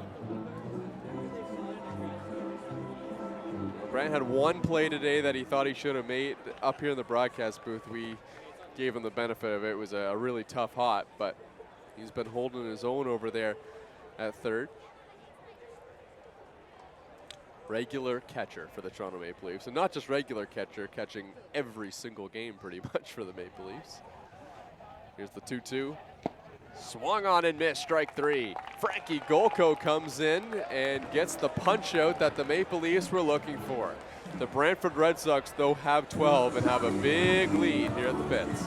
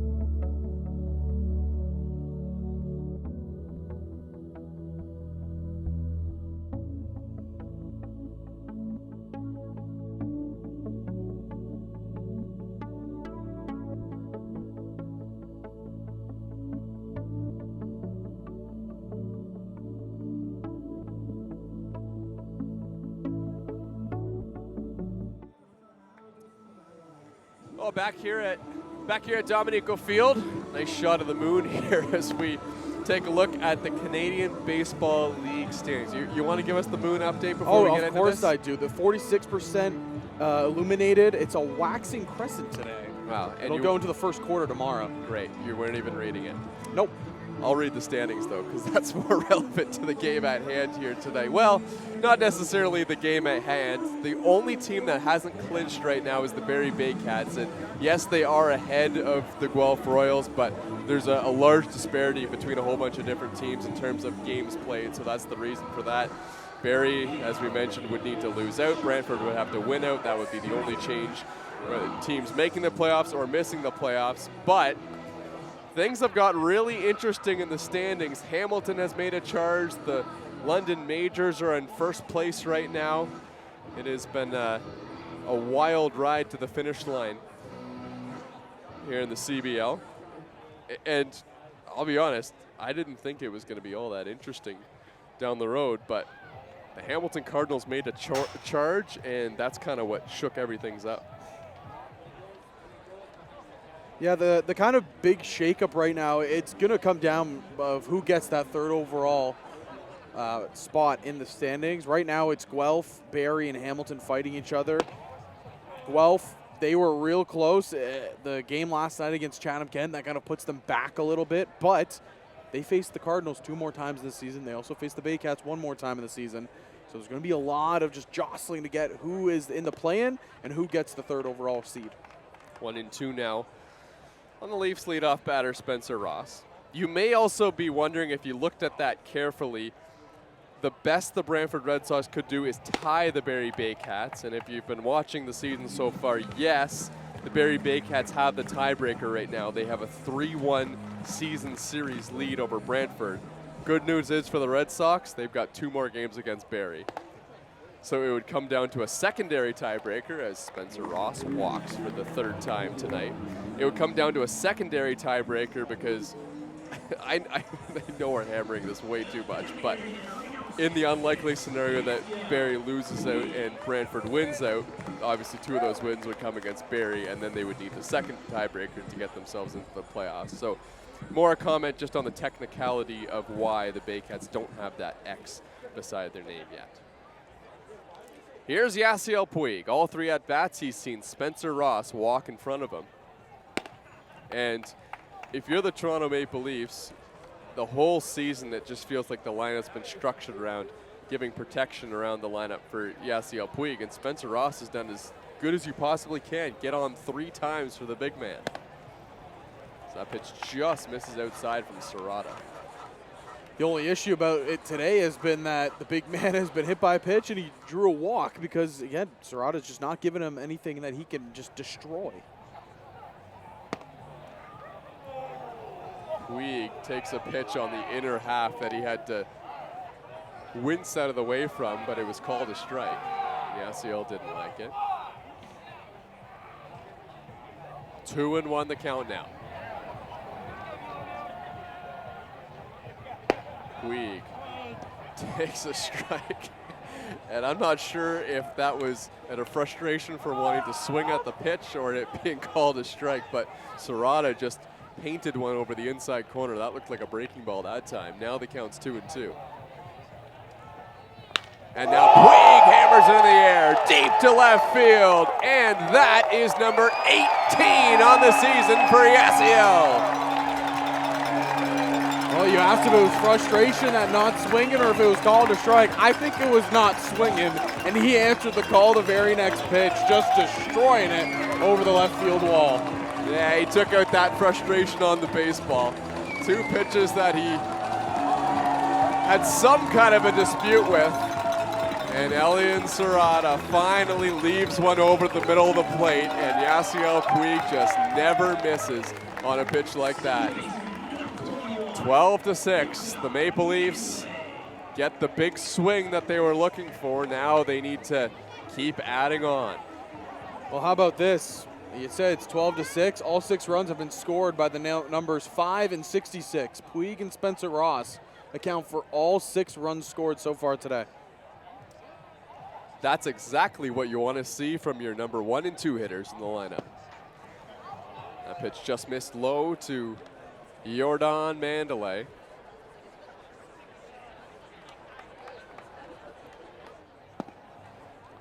I just think, you know, it's too late now because the season's almost over, but there's been too many times where Puig walks in his first 2 at-bats as Mandalay hits one up the middle for a base hit. And Mandalay keeps it going here in the 4th. Just to finish that point, there's been too many times where Puig, you know, he has 2-3 walks and then teams think, oh, well, you know, I better pitch to him now, right? But there's nothing wrong with just walking him every single time in pretty much every single situation. Like, the way he's been hitting this season, with the exception of like a couple weeks in, you know, the earlier part of the season, it just hasn't been worth pitching to him. The batting average is too high and the potential of power is too great. He just makes you pay. And that's the thing. He makes you pay if you make a mistake, and you just have to be perfect every time. Tapper back to the mound. Serrata drops it. Now he chases it down, and by the time he gets it, everyone is safe. Kind of a bizarre play. Elian Serrata had it for a couple seconds in his glove, and then when he tried to transfer it, he just whipped it out of his glove down the mound. I think that should go down as a hit there for Dunn. It's kind of more so of a protect me reaction by Serrata. You think so? He went up and he got it, but he also spun around as he was doing it.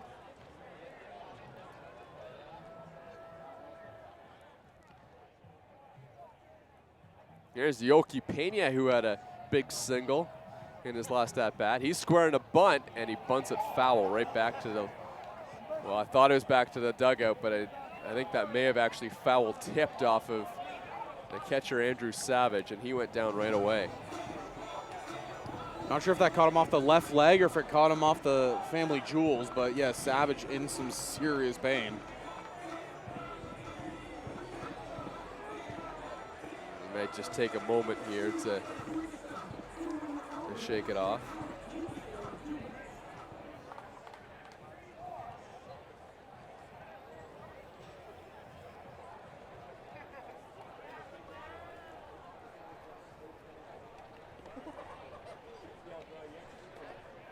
He's back on his feet.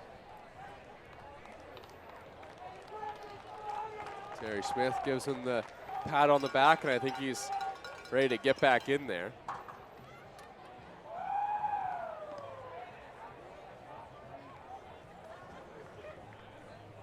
So 0-1 the count on Pena after the initial failed bunt attempt. See if he goes back to it. No, he's swinging away, takes inside.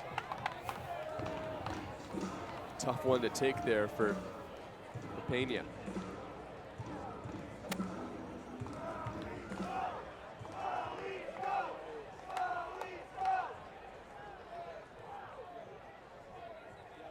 One and one.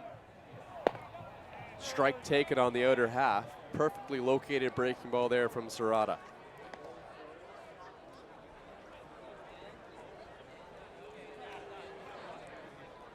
One and two. Couple on base here with nobody out in the fourth inning. Pena fists one back up the middle. Flip to second for one. On to first, double play. Brantford with a big twin killing. Lefebvre to Cantor to Ortega, and there's 2 outs in the inning. Looked like Serrata kind of jammed him there. He got in on the hands.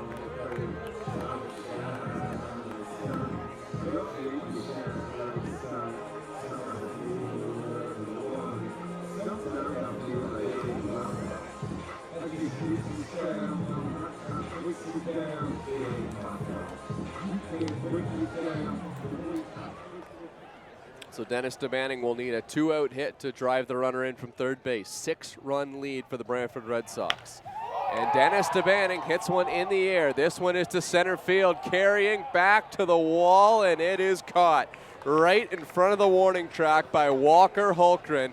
Oh, Dennis DeManning, if he had hit it to any other part of the ballpark, that might have cashed in a couple more for the Maple Leafs, but they still have their work very much cut out for them, trailing 12-6 here as we go to the 5th inning.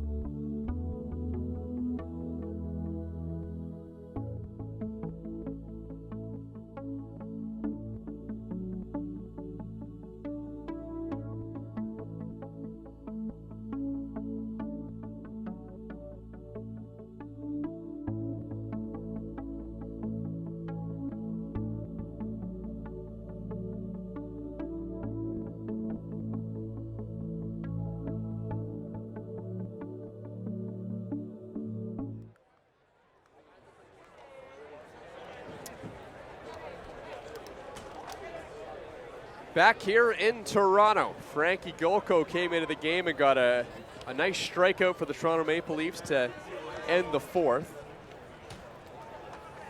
Now here we are in the top of the 5th inning, and he's back out there on the mound trying to keep this one as close as possible and see if he can give the Maple Leafs offense a chance.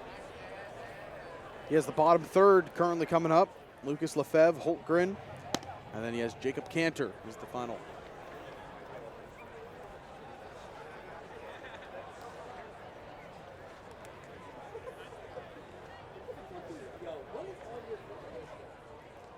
Here's the 1-0 to the second baseman.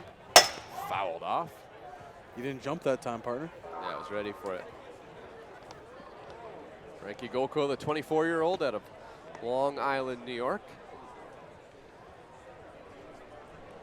Played some summer baseball in the Alaska League. Also played some NCAA Division II baseball in school. Here's the 1-1 pitch. Ripped down the line and hooking foul onto the hill.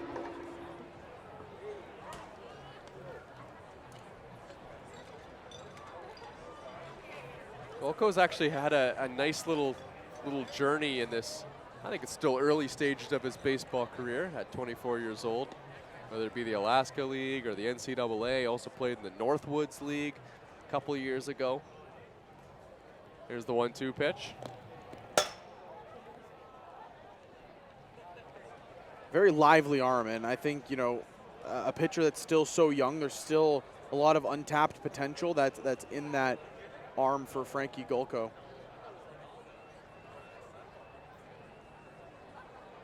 Yeah, he's definitely showing that he can be effective for this Maple Leafs team this season, but they are going to need a very effective outing to have a chance to come back tonight.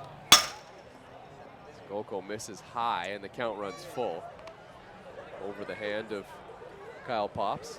By the way, Kyle Pops is about the biggest catcher you're going to see behind the plate. He stands at 6'6". You got to see his towering frame just down in his squat there behind the plate. 3-2 pitch. Tap to third. Brant has it, but it doesn't matter because it went off of the foot of Lefebvre. Do you think it's easier or harder being a taller catcher? I think there's like a happy middle ground where you're like right around 6 feet tall. I think 6'6", because you got to get down to block baseballs too. Here's the 3-2. Strike three called on the inside corner. Golko painted one, and there's one away. Painted it. Also a good frame back there as well. I'm led to believe that Kyle Pops doesn't really have much catching experience at all. I have to really dig into the game logs because Pops has played all over the world. He can do a lot of different things out on the baseball field. Here's the number 9 hitter, Walker Holkgren. But, I mean, there's another pretty good frame there. Didn't get the call, but he's done a really nice job tonight behind the dish.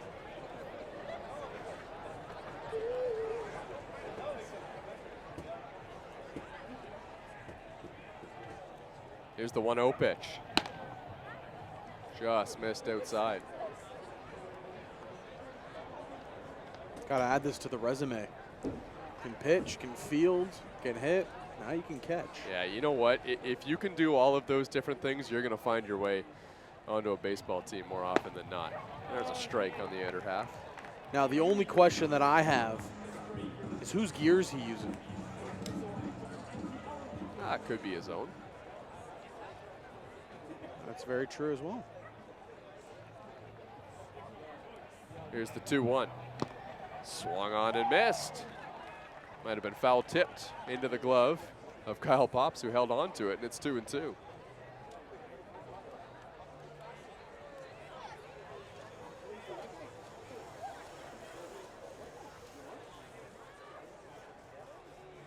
The 2-2 from Golko.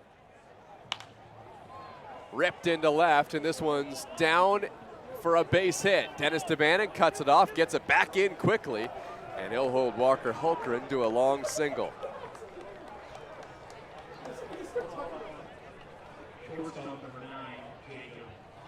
It's a good job by DeBanning out there in left field to cut off that baseball. It was slicing towards the line, and DeBanning just got over there quick, fired a strike in a second, and it holds a speedy runner in Holtgren over there at first.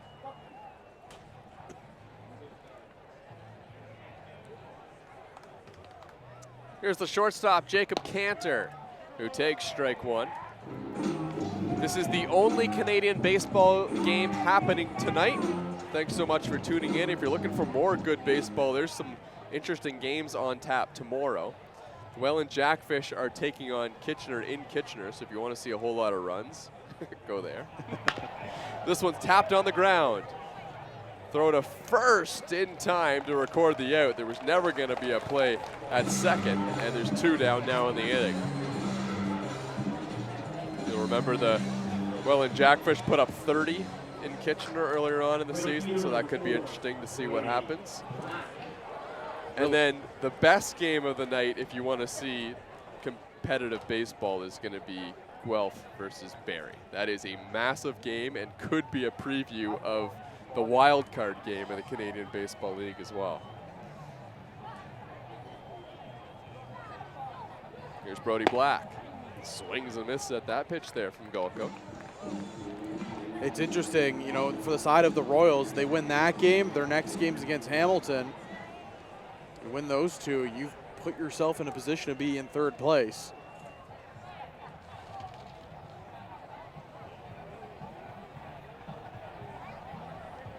The 0-1 pitch to Brody Black. Swung on and missed, strike 2.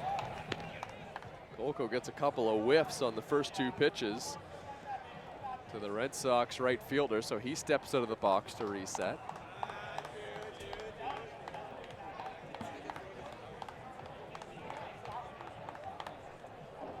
Golko a pitch away from getting out of this 5th inning.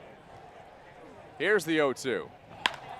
And this one's laced in the air, high and deep to right field, and it is gone. That is an opposite field home run for Brody Black, and it's 14-6. Brantford just keep on swinging it. That time it's Brody Black, like you mentioned, going opposite field, and it wasn't a wall scraper. That cleared the fence by a country mile. Good swing there. Inside outing the ball was Brody Black. To make the adjustment, too, he swung and missed at the first 2 pitches of the at-bat and looked really out of sorts on the first 2 pitches from Golko, and then just was a little late, but got the barrel to it and blasted one over the wall.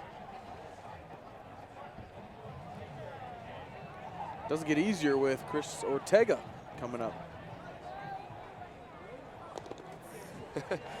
Swinging for the fences on the first pitch there. Golko crossed him up with a breaking ball in the dirt. Ortega is 1 for 3 with an RBI.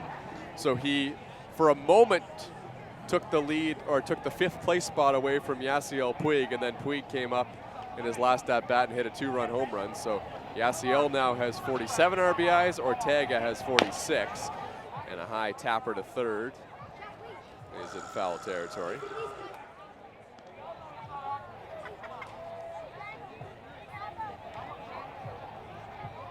So Puig is still sitting 5th right now, but the big number, 18 home runs for Yasiel. Ortega 6 behind him with 12. Not just powerful though, he's a .369 hitter now on the season. The 0-2. Swung on and missed, strike 3. Frankie Golko gets the punch out, but a big blast by Brody Black extends the lead, 14-6 Brantford.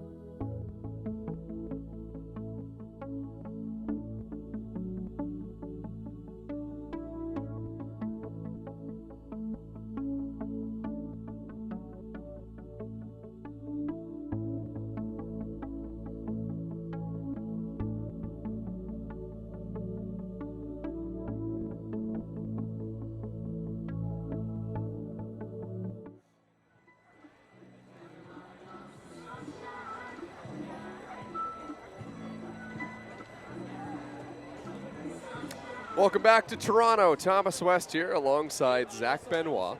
It's a 14-6 lead for the Brantford Red Sox, and here's a line drive for Matt Brandt for a base hit to lead off the inning.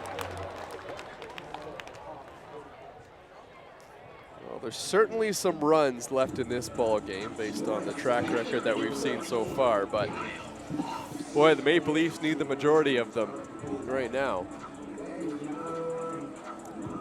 Elian Serrata is on the mound, and that pitch that Matt Brandt hit was his 111th of the evening. We're here in the bottom of the 5th inning. Efficiency has not been the name of the game for any pitcher out there tonight. Just trying to survive and get through some of these innings. Johannes Alvarado went 3 2/3. He needed 74 pitches. I mean, Serrata's getting up there. This is the most pitches he's thrown in a long time. That pitch to Kyle Pops misses up and away. I think for how this game started for Serrata and for Brantford, you know, he had a lot of walks, a lot of foot traffic. You know, they haven't had to go to another arm yet.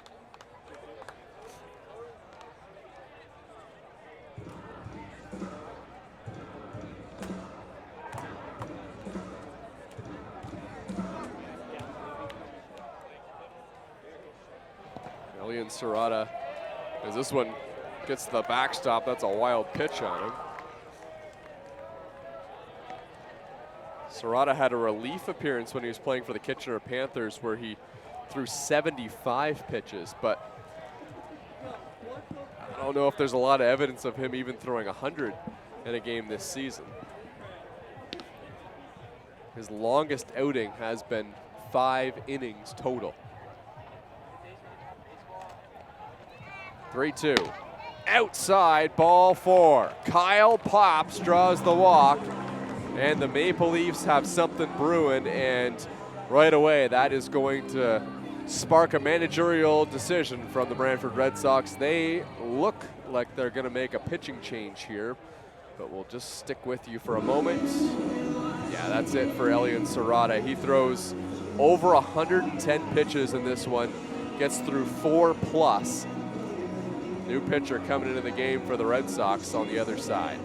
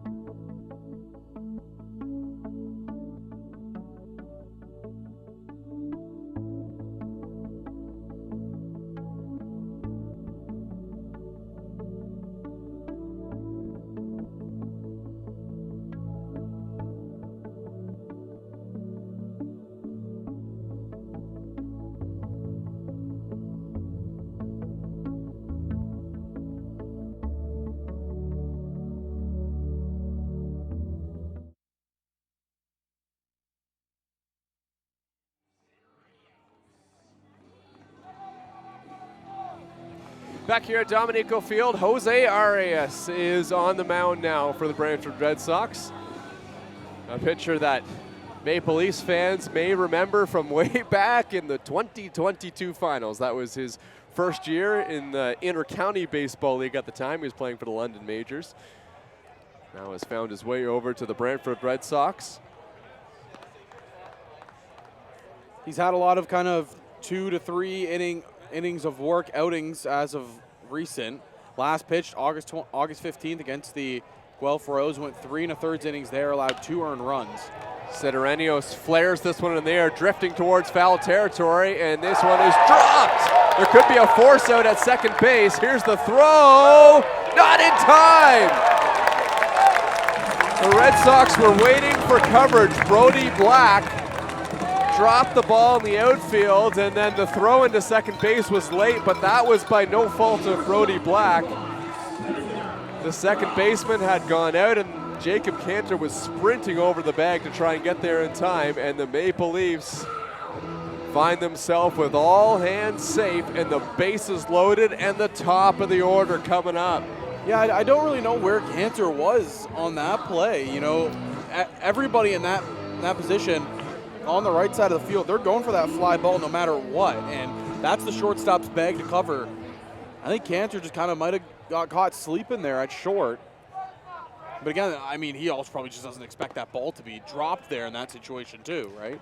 Yeah, it's probably an error on the outfielder, so that's not the way Jose Arias wanted to come into this game. What a situation that he's found himself in now. Spencer Ross has walked 3 times tonight. So he's still looking for his first official at-bat. And this is a very different kind of pitcher we're going to see. We just saw Serrata, who has tons of velo. He's a little sporadic from time to time. Jose Arias, I mean, he still has good velo, but he's more controlled. The 0-1. Ross takes a strike. Hasn't been the best season for Arias. He's pitched 36 innings, has an ERA of 8 even coming into this one. But he has the ability to be the best pitcher in the league. We saw that back in 2022. He was the best pitcher in the Inter-County Baseball League that year. Here's the 0-1. Ross takes outside. What a take that was. And he's worked himself ahead in the count. Well, they always say it kind of, you know, Father Time. He's the one that takes victims. And, you know, with Arias getting older, the velo kind of tailing down. He's been in the league now for a while. Players start to see him more often. Ross chops one on the ground. Slow bouncing ball to second. Play to first in time to get Ross. Run comes in to score. But Spencer Ross arguing right away that he was safe. 14-7 the score now here in the 5th. Runners on second and third for Yasiel Puig. Well, Matt Brandt crossing the plate marks the first run that wasn't Spencer Ross or Yasiel Puig. Well, Yasiel wouldn't mind touching home again. This time, he won't get the chance. Loud boos here at the pits as Yasiel Puig draws the intentional walk, but that's what you have to do. 7-run ball game, but you just can't afford it with the probability of a 3-run home run by Yasiel Puig. So Jordan Mandalay will come to the plate, and with Jordan Mandalay, the situation isn't that much easier. If you're talking about base hits, arguably harder with Mandalay at the plate, but there's less of a chance that Jordan Mandalay will hit a home run than Yasiel Puig, but certainly not low. He's a great hitter. He will take a strike. See, you know, it's situational. When Mandalay sometimes will just auto-take on the first pitch, but he wasn't that time. He was looking for something because he knows his job right now, sure, a walk is great, but he's here to drive in runs. He's the RBI guy for the Maple Leafs tonight. He fouls that one off with a mighty cut. I think he may have caught the catcher on his backswing, so he just tapped Andrew Savage just to make sure he's okay.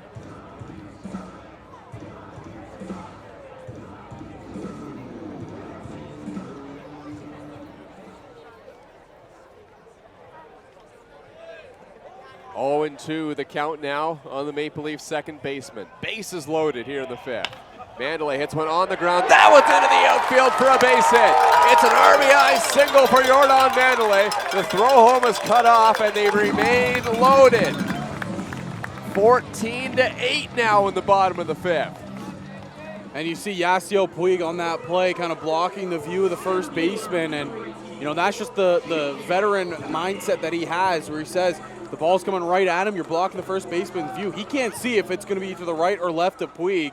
And then Puig does a really good job just kind of staying there, gets by, and he takes off for second. It's almost like he could play this game with his eyes closed while he's out there. Swing and a miss on the first pitch by J.J. Dutton as he was trying to make this a 2-run ball game with a swing like that. Dutton's now hitting .295 on the season. He's 1 for 3 tonight. The 0-1 pitch. Dutton rips it down the line, foul. Just a little bit behind it, but made good contact on that pitch from Arias, and that counts 0-2.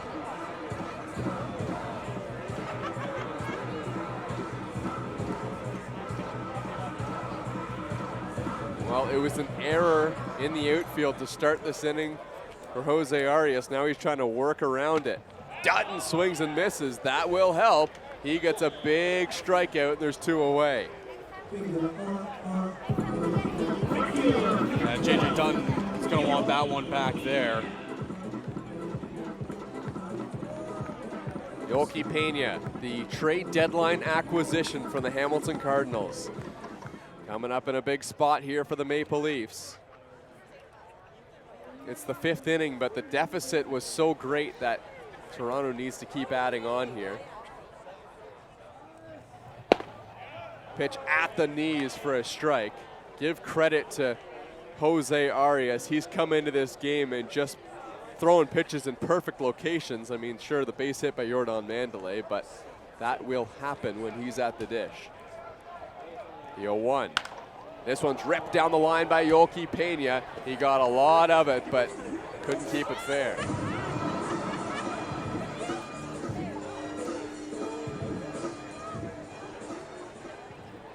Arias in another 0-2 count. Can he keep the lead at 6 for Brantford? Pena hits one up the middle, into the outfield for a base hit. Yasiel Puig's getting the wave home. Here's the throw to the plate, not in time. Another 2-run single from Yolki Pena. And we have a ball game here at the pits. Well, the Leafs aren't going to go quietly into the night. 24 runs in the bottom of the 5th inning here in this one. Well, buckle up, partner. It should be a fun ending. It's not over now. So much game to go. 4-run ball game. And Dennis DeBanning's coming to the plate. Remember, in his last at-bat, he missed a home run to dead center field by a couple of feet. DeBanning takes a strike on the outer half. Arias has come in and thrown a ton of strikes. 2 balls, 12 strikes in his short outing. The 0-1 pitch. DeBanning rips it foul. The Maple Leafs hitters are on swing mode, and Arias just keeps throwing it in the strike zone. The contact by the Maple Leafs, too, hasn't been thunderous off of their bats in this inning. They have found the right spot. I was going to mention Yolki Pena coming into this ball game. He had 8 RBIs on the year. He has half of that total here tonight. Yeah. And if you remember, just up until a couple games ago here at the pits, actually it was in a game in London, he didn't have any extra base hits, and then he had 2 doubles, and all of a sudden he's turned things on here for the Maple Leafs. The 1-2, fouled off. Good battle there by Dennis DeBanning.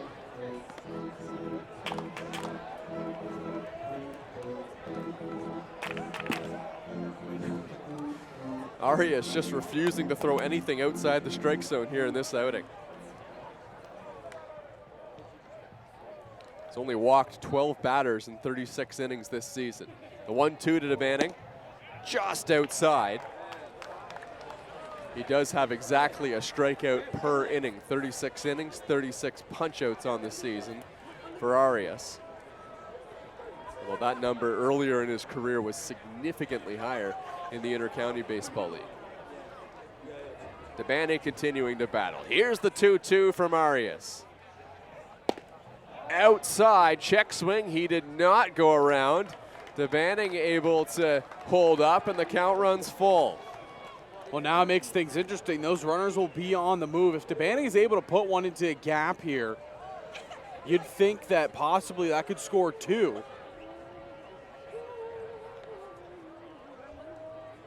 Two outs in the inning. Big pitch here from Arias. DeBanning lines it into the outfield for a base hit. Dennis DeBanning with an RBI single. This one rolls towards the wall. Yolki Pena on his way to the plate, and it's an RBI double. Dennis DeBanning, and it's 14-12. Well, I said if he was able to get one into a gap, he got into the gap there, but then there was a little bit of a miscue by the left fielder, and Rob Butler at third base, he saw that, and he had immediately started signaling to Yolki Pena to take off for home, and how about that? It's a 2-run ball game. Yeah, he hit it hard, and Martinez in the outfield kind of deflected it into the gap himself. So I think that'll still go down as a double for Dennis DeBanning. Either way, the Maple Leafs keep it going, and this big 5th inning continues.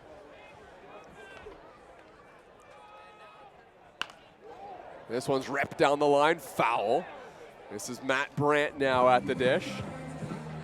6 runs in the 5th. And just like that, it's a 2-run ball game. Who would have thought? Here's the 0-1. Brandt takes high.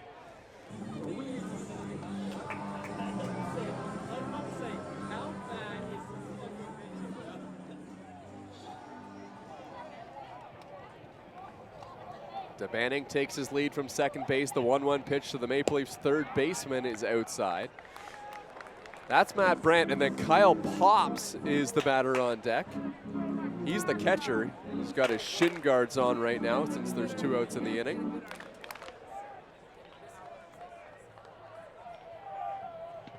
Here's the 2-1.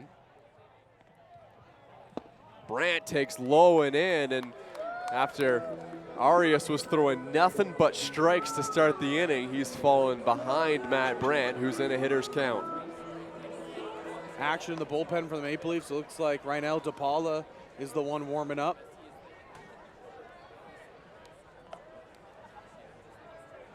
Brandt would love nothing more to cash another one in here for the Maple Leafs. The 3-1 from Arias. Upstairs, ball 4.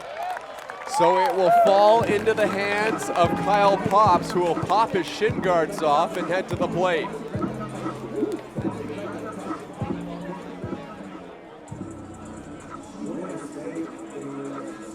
Here we are in the bottom of the 5th inning, 14-12, and Matt Brandt standing on first base represents the tying run for the Maple Leafs. He led off this inning with a single, too. It has been a long inning for Toronto. 6 runs in the 5th. And they got to get all the gear back into the dugout. The little ball carrier grabbing all the gear, carrying it back towards the dugout, arms full. Leg guards, arm guards, batting gloves, you name it. And that's some big equipment because Kyle Pops is 6'6". That is a big chest protector.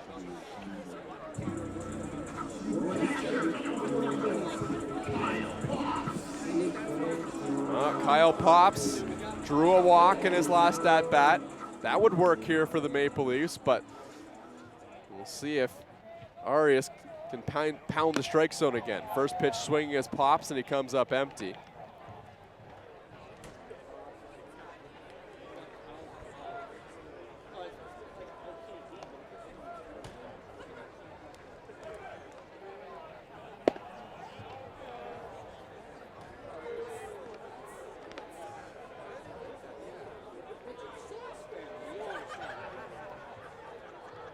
Oh, and 2 now on the Leafs catcher. And that one, strike 3 called at the knees. Arias will get the strikeout, but boy, did the Maple Leafs ever do a lot of damage and cut into the Brantford lead. 14-12. Don't go anywhere. As we head to the 6th, we've got a 2-run ball game at the pits.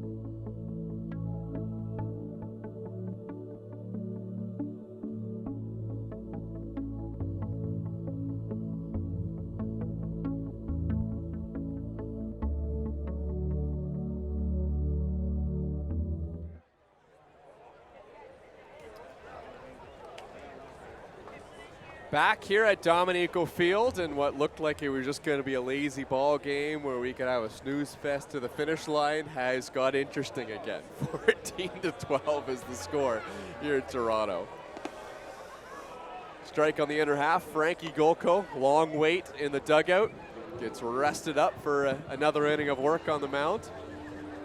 Well, it was such a long break. Golko actually had to go through a couple stretches in the dugout. I saw him going through the arm stretches to keep loose, make sure nothing's kind of tightens up on him.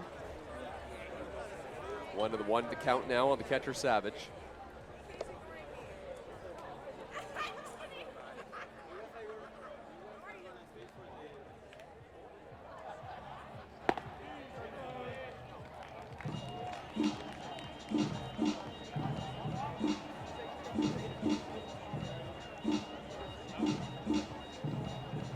Do you want to guess how many pitches total have been thrown in this game tonight? Oh, Lord. You have it? Yep.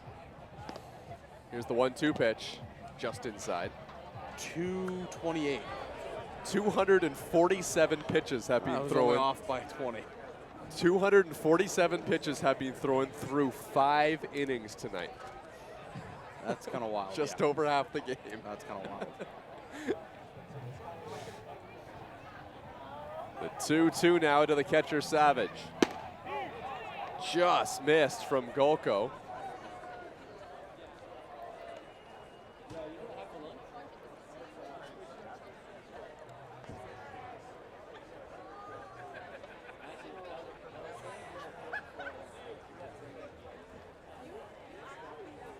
Golko's full count pitch.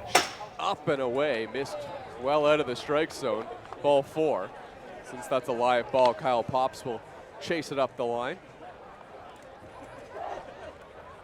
Third baseman number 7, Tim Holyk.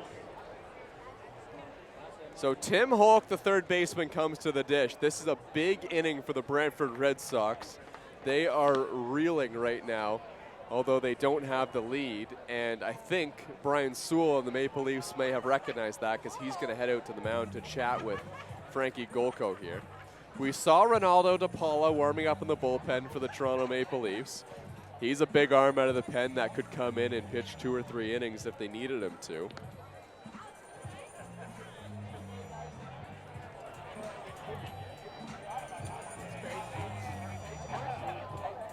Again, the Maple Leafs did all this work to get back into the ball game, and it makes sense here if you're Rob Butler, go out there and talk with your starting pitcher, just kind of understanding the situation.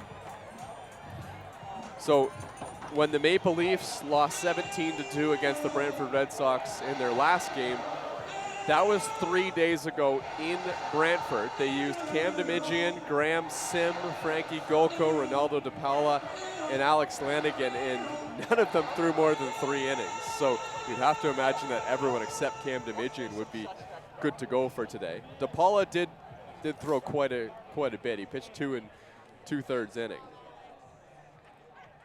Golko's first pitch to Tim Holyk, in there for a strike. That was a crisp breaking ball over the inner half.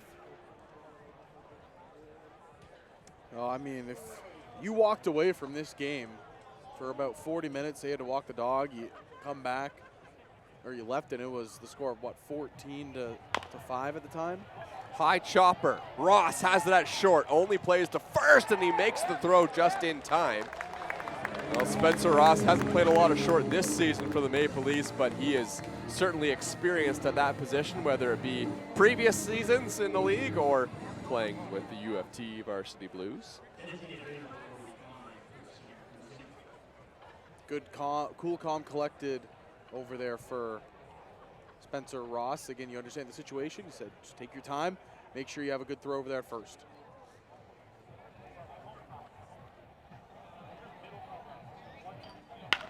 Line drive over the head of Ross at short. This one's into the outfield. J.J. Dutton has it. Gets the ball back in quickly.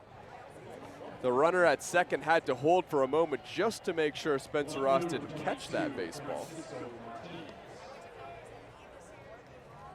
And I wouldn't be surprised if Golko's leash isn't particularly long here for the Toronto Maple Leafs. I think Brian Sewell's going down to the bullpen right now just to see how everyone's doing. Actually, that might be Rob Butler down there in the pen. But the Maple Leafs have arms available tonight. Martinez takes outside. This one goes to the backstop. Pops gets there quickly, so only the runner from first to second will advance. Now there's 2 in scoring position here with 1 out in the 6th. Well, if you look at the offense tonight for the Brantford Red Sox, you know, they've had a grand slam, a 3-run home run, a 2-run home run, another 2-run home run. That's been the difference in this ball game. Their ability to just have that big hit in that big moment. And it felt like in the first inning they were just stringing extra base hits together. Christian Kuzemka, for example, tonight he's 4 for 4. He has 2 singles and 2 home runs. A 2-run shot in the first, a grand slam in the 4th. The 2-0. Broken bat, flare into the outfield for a base hit. That will cash at least 1. J.J. Dutton will get this one in. Throw to the plate, cut off by Golko. And it's a 3-run ball game now at the pits, 15-12. RBI single for the left fielder Martinez. Just a tough go here for the Maple Leafs. Again, you just get back into this ball game. It's a 2-run deficit, and already you're getting into trouble here early. Rob Butler to the mound. That'll do it for Frankie Golko. Got a pitching change here at the pits.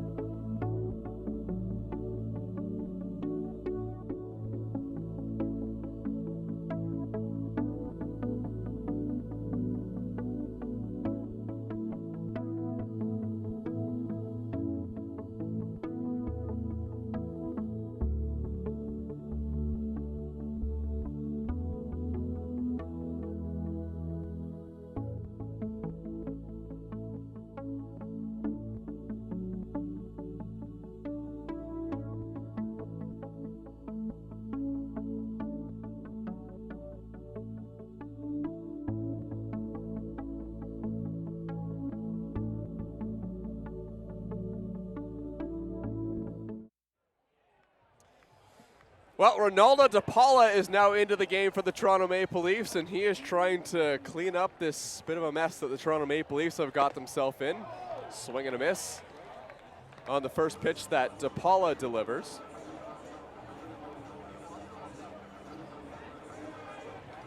DePaula has been maybe the most trusted relief pitcher out of the bullpen.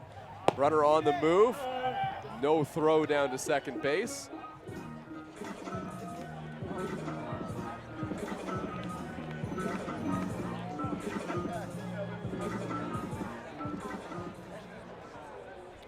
So second and third now. Francisco Martinez, the runner at second. He had that RBI single. And there's a swing and a miss on that pitch. That's strike 3, and there's 2 away. Kuzemka is the runner at third base, and DePaula is now one step of the way from getting the Maple Leafs out of this 6th inning.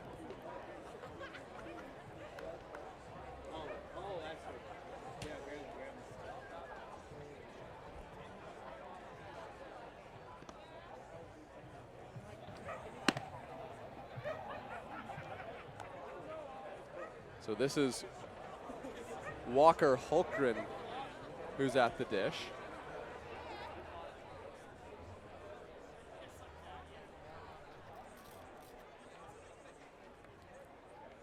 With 2 outs in the inning.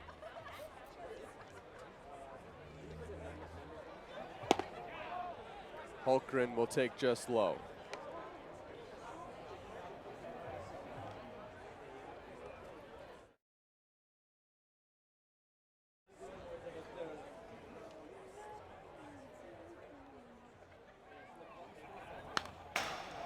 Fouled straight back by Holkgren. Just getting the lineup cards sorted out. I believe we did have a pinch hitter as well, as AJ Karosas came in to get an at-bat. So he'll take over for Lefebvre, who is the second baseman. He struck out, and now DePaula trying to get the number 9 hitter Holkgren, and he swings and misses. Counts now 2-2. Yeah, it was a really quick at-bat by DePaula there against Karosas. He went 1-2-3, just punched him with fastballs, and he's kind of doing the same thing here to Walker Holkgren.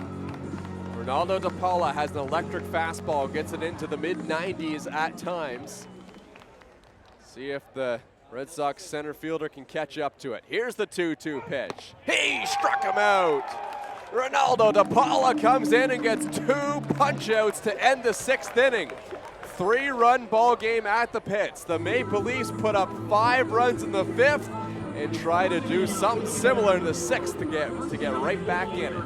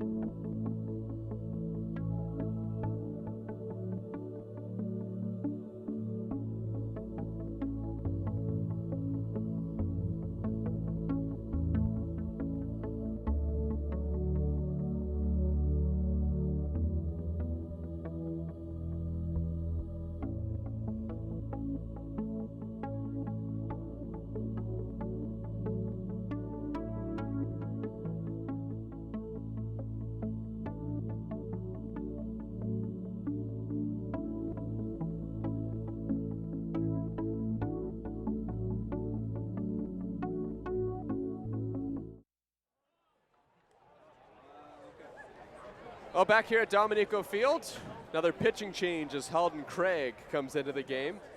And he will face Ben Sidorenios to lead off the inning.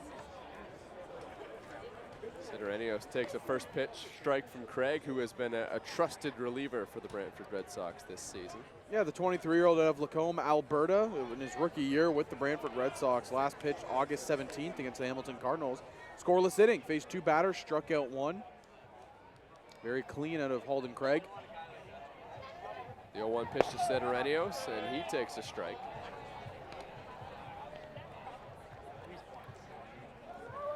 Craig trying to lock things down in a game the Brantford Red Sox need to win to avoid being mathematically eliminated from playoff contention. The 0-2 pitch, swung on and missed, strike 3. Ben Sidorenios goes down swinging. Craig gets the punch out.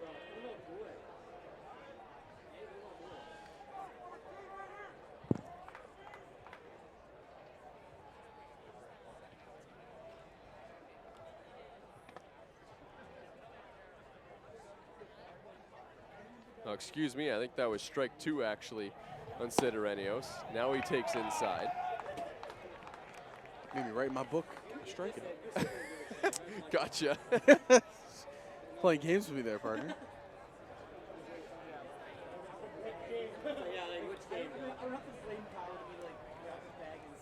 So Spencer Ross still on deck. Sidorenios still at the dish as he takes just outside.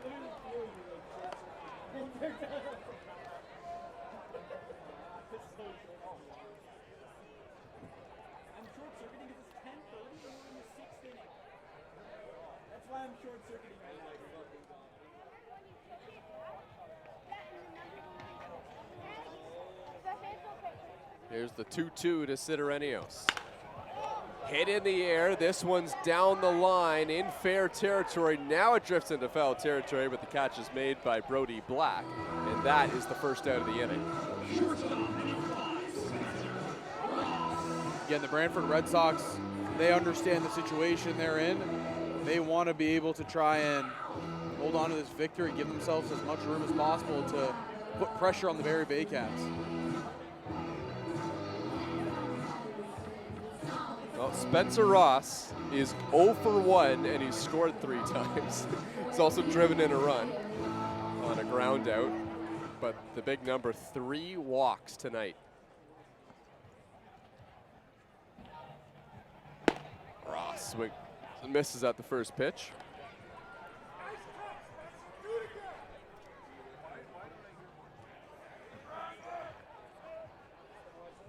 Yasiel Puig looming on deck, and Ross get on base for him again.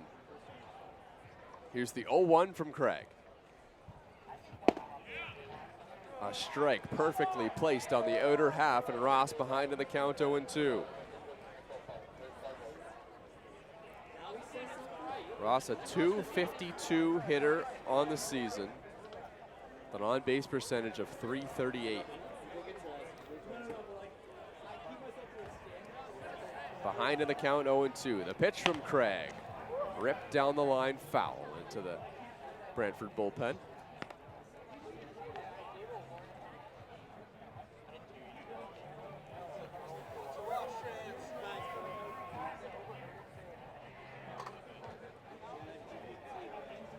Still 0-2 on Ross.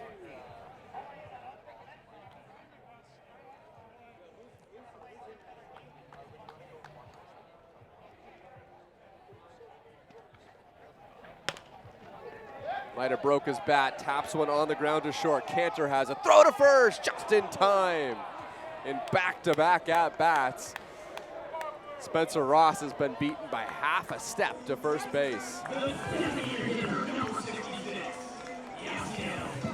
Well, Yasiel Puig will come to the plate with nobody on base. Halden Craig will make the decision whether or not to face Yasiel Puig. I think in a 3-run game and nobody on, you have to here with 2 outs. Take your chances, but gotta be careful. First pitch to Yasiel. And he hammers it high, deep left field, down the line, hooking into foul territory, and gone!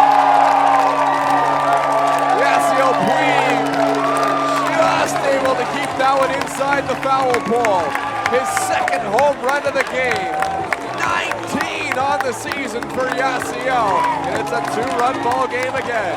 He has single-handedly scored 5 runs on his own here tonight. Every time he's come up to the plate, he has scored 3 walks, 2 home runs, and that one a mammoth shot.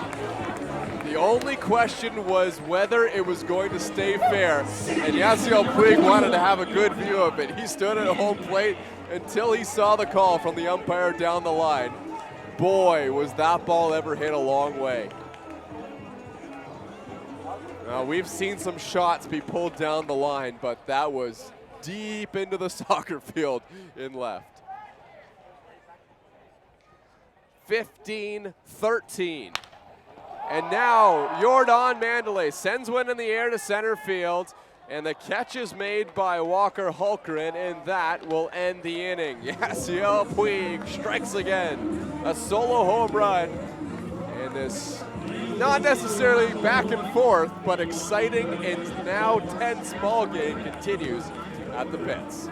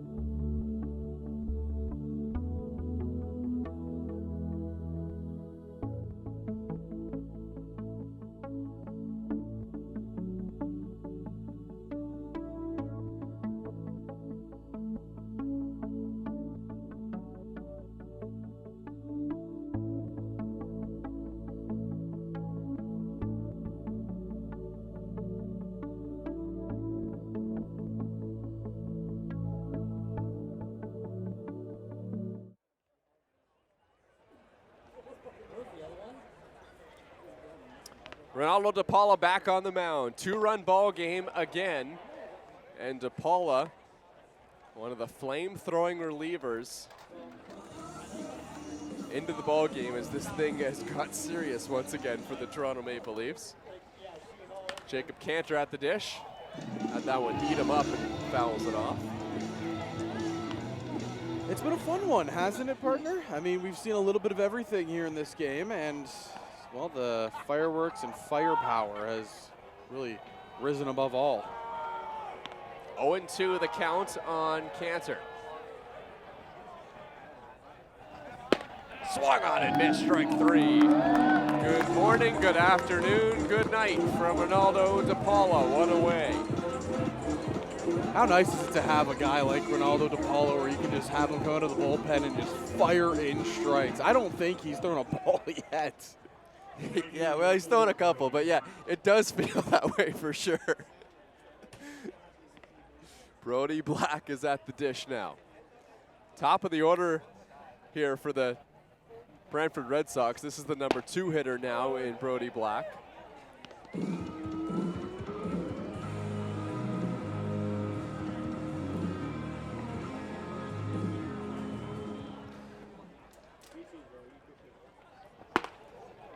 Swing and a miss, strike 2. He certainly hasn't thrown a ball this inning.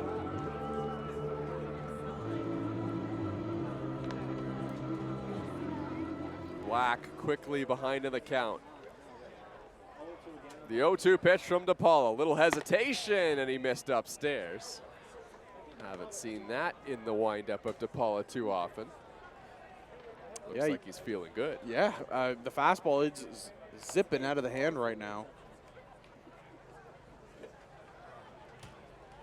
1-2 the count now on Black. Swung on and missed, strike 3. DePaula alters the delivery again, and this time it works out. Breaking ball down in the zone, 2 away. Ronaldo DePaula is dealing right now for the Maple Leafs. Oh, when you're in a rhythm, you pitch better, and right now he is just in a rhythm. He gets the ball right back on the mound into his windup, it feels like.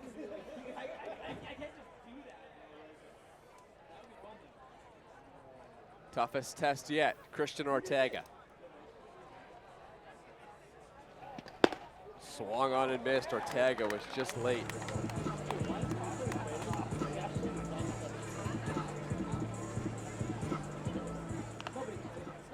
Ortega 1 for 4, 1 RBI, so he kept that streak going. 10 games in a row driving in a run. Ortega lifts this ball in the air, foul territory and out of play down the right field line.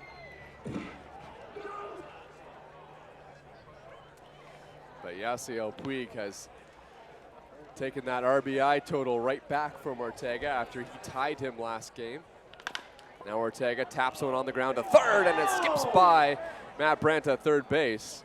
Another hop that just kind of took off into the outfield, and Ortega is aboard. That'll end a 4 straight batters sat down via the punch out for Reinel DePaula.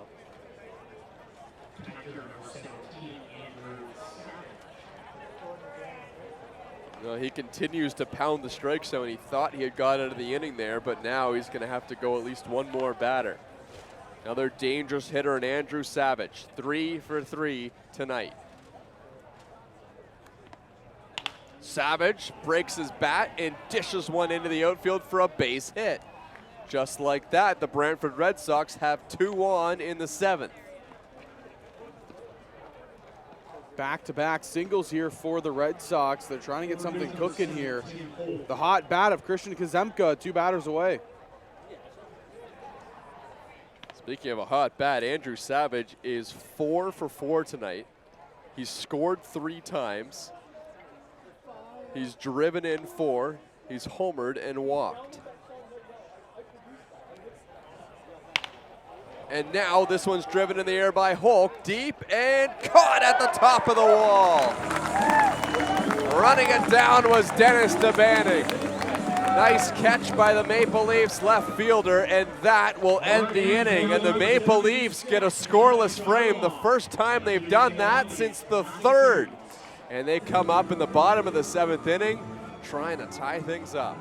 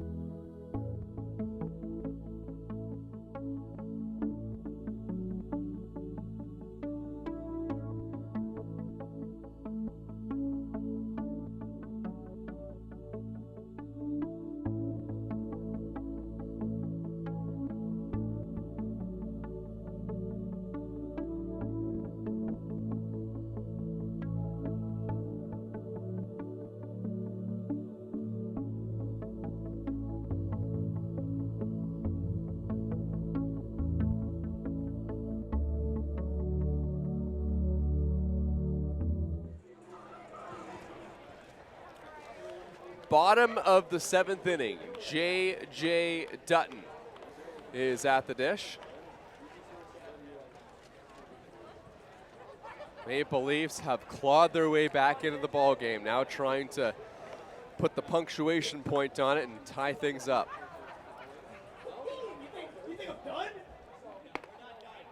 Dutton swings and misses at the first pitch.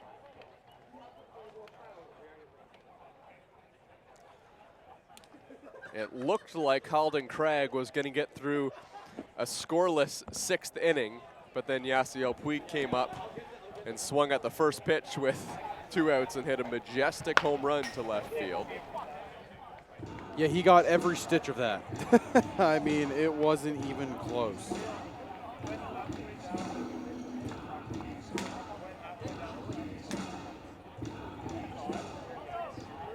Oh, 2 now on J.J. Dutton.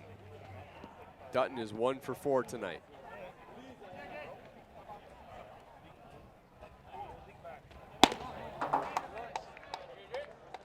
Pitch from Craig misses upstairs. The batter on deck is Yolki Pena, and other than Yasiel Puig, he might be the hottest batter in the lineup right now for the Toronto Maple Leafs. He's 2 for 3 with 4 RBIs.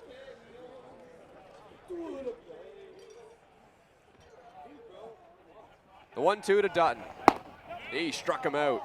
Halden Craig climbs the ladder and gets the punch out of J.J. Dutton. Yeah, Scott Dutton to kind of climb the ladder there, and real good fastball to the top of the zone by Halden Craig. I'll bring up Yolki Pena, who is having himself quite the day. He came in for the injured Marcus Knecht after Knecht was hit by a pitch, and he's proceeded to go 2 for 3 with 4 RBIs. This time he comes up with nobody on base. First pitch from Craig. Pena takes way inside. Well, if Yolki Pena were to get an RBI here, it would have to be via the home run. He doesn't have one of those yet this season over the course of 21 games. He had 5, though, last year with the Hamilton Cardinals. The 1-0 pitch. Pena takes way inside again from Craig, and it's 2-0. I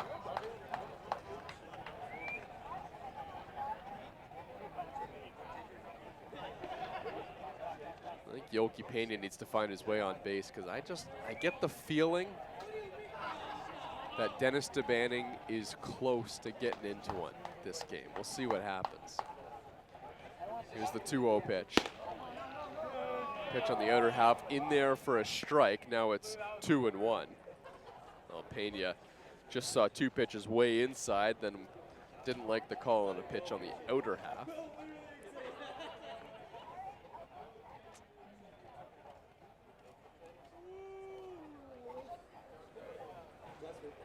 The 2-1. Upstairs, 3-1.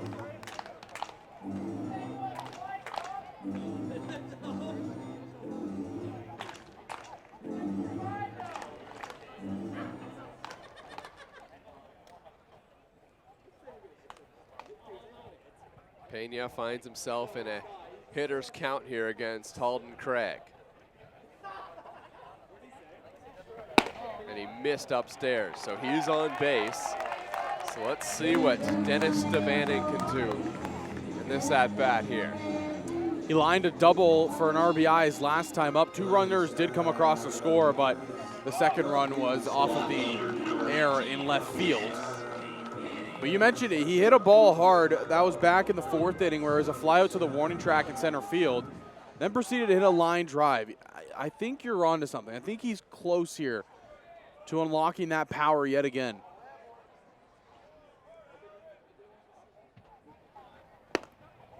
DeBanning takes inside ball 1. Pretty good look at that first pitch there from Craig.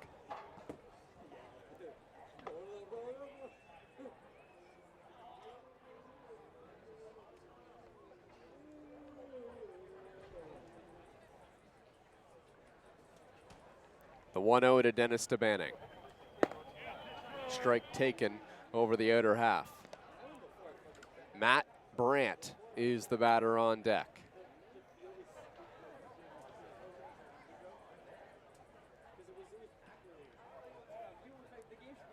Craig looks in. The runner at first base is Yolki Pena. The 1-1 pitch to Banning takes high.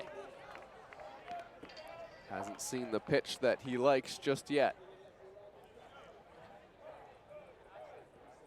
Craig comes into this outing an ERA of just under 5.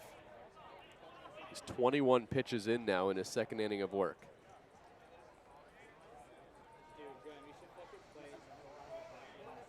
The 2-1 to Dennis DeBanning. Swung on and missed. Pitch over the plate, and DeBanning might have just been a tick behind it. Yeah, I don't mind that swing at the high fastball there. Again, you're ahead in the count. You're trying to make something happen. He just attacks it, but like you said, just a little bit underneath.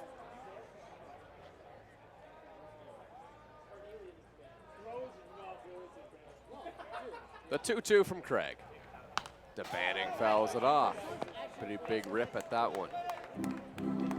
We saw this in a couple of the earlier at-bats by Dennis DeBanning. He was fouling off a lot of tough pitches, and then he was able to get his and really groove one into the outfield. Want to see him trying to work another one here. The on-deck batter is Matt Brandt. He's 1 for 2.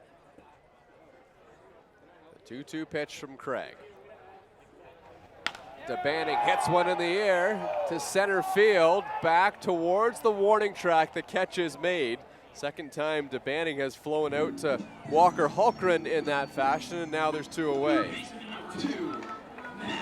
And again, it just kind of looks like he just missed it. It's another really good swing. It's a fastball in the outside corner where he just lets his hands take it where it's given, but just right to that corner of the outfield where the fence gets the deepest.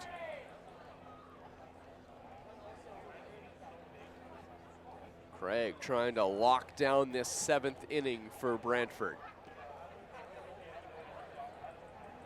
Here's the batter, Matt Brandt. Brandt will take one low and inside. Ball 1. Brandt has some power, a trio of home runs on the season for him. Last one came in a game against the Hamilton Cardinals here at the beginning of the month. The 1-0. Brandt takes way up and in. That was part of another pretty wild game here at Christie Pitts. Maybe the wildest of the season. That ended up being a 14-13 victory for the Hamilton Cardinals. They had a 2-run home run in the 9th inning to take the lead, and then the Maple Leafs were threatening again. It came right down to the wire. It was a wild game, and Matt Brandt was part of that power fest as he hit one out to center. Now Brandt takes outside, and the count's 3-0. I think this is a green light situation for Matt Brandt. This is not the first time he's been in a 3-0 count here tonight. The first time it was with the bases loaded. Now, if I'm the Maple Leafs coaching staff, I would let Matt Brandt swing away. See if he can get into one. I don't hate that mindset either, with how much power's in the bat of Brandt.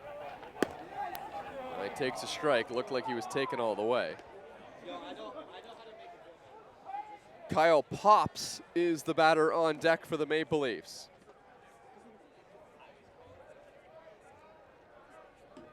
Once again, he's got those shin pads on in the on-deck circle. Here's the 3-1. Brandt swings and misses. Boy, he took a big cut, but Craig made a pretty well-located pitch. Kind of crossed up Brandt a little bit. Looked like Craig went inside, and Brandt was expecting something low and out. Full count now.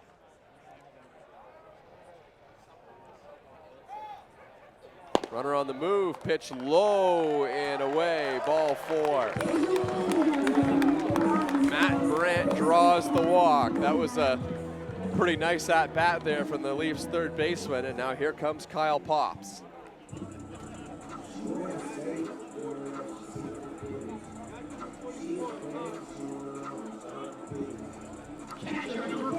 Kyle Pops has reached base once so far today. It was in that big inning. His first at-bat in the inning, he walked and scored.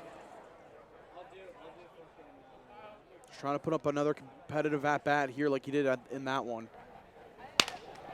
And he hits one on the ground. This one's to second. Flip over to get the runner, Brant.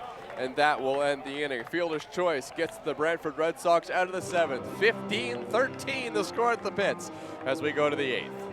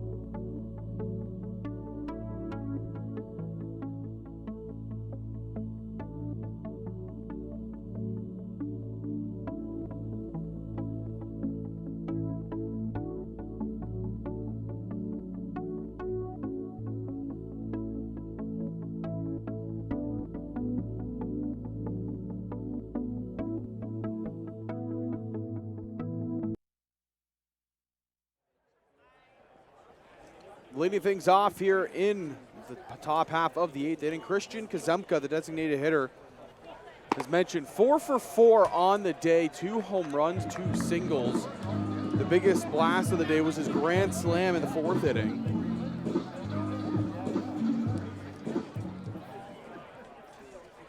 Kuzemka has just been seeing the ball extremely well here tonight against the Maple Leafs. Coming into tonight, he only had 1 home run. Now he's added 2 more to that total. Also the 9 RBIs. That'll go up to 15. Swings through this, fouls it off, and count runs 1 and 2 here to the designated hitter. Francisco Martinez and Lucas Lefebvre, the other 2 due up in the inning.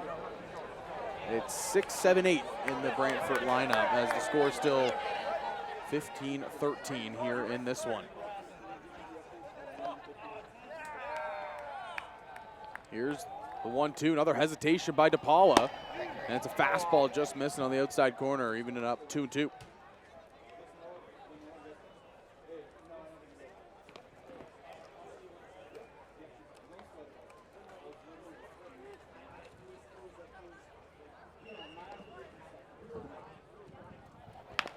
Ground ball, chopped up the middle. Ross takes on a hop, throw across in time to get Kuzemka. He sat down for the first time of the night.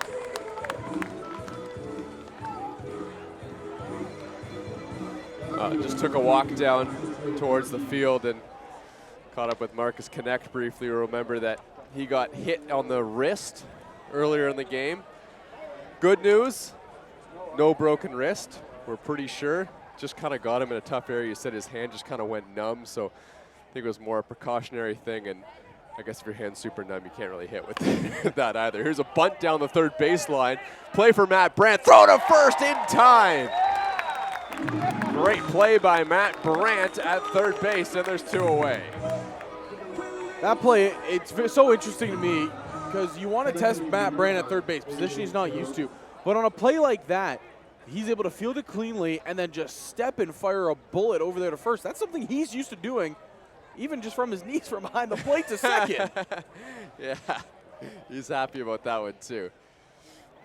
Yeah, that's a familiar motion for him, coming down in the crouch and then whipping one to a base. He's throwing a lot of base runners this season for the Maple Leafs. Anyway, yeah, so on the Marcus Knecht news, it looks like he's going to be okay. He's got it wrapped up right now because it's swelled up right away.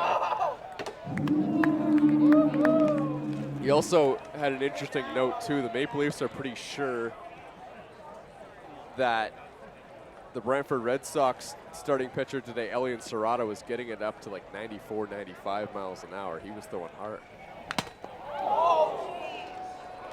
That hit right off the umpire's mask.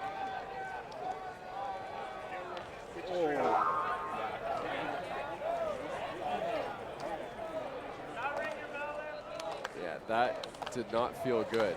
I think our mic kind of picked up the ping. No, not even the audible groan as you walked back. Yeah, but also the ping, yes, of the metal. I think that was just squarely between the eyes. Which, you know, we had an incident. Actually, it was part of that 14-13 game, I think, against the Hamilton Cardinals, where we actually had to have the home plate umpire leave, and it was like a 15-minute delay at Christie Pitts when we had to get a new umpire.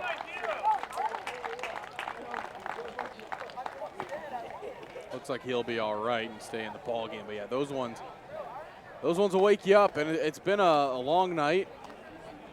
We're over the 3-hour mark now. It's Oliver Francescutto who's the home plate umpire today. This is A.J. Karosas here in the second at-bat. He strikes out looking. Ronaldo DePaula gets the punch out. It's a 1-2-3 inning. The Toronto Maple Leafs will come up in the bottom of the 8th inning. It's getting late, but it's still just a 2-run ball game here at the Pits.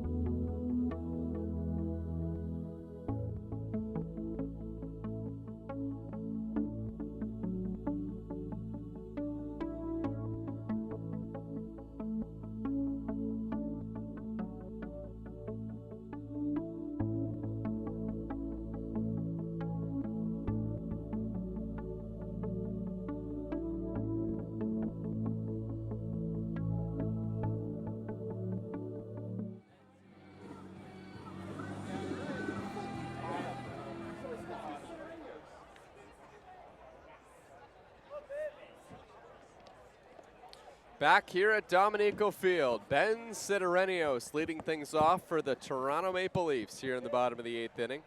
Halden Craig is back on the mound. And a first pitch strike to Sidorenios.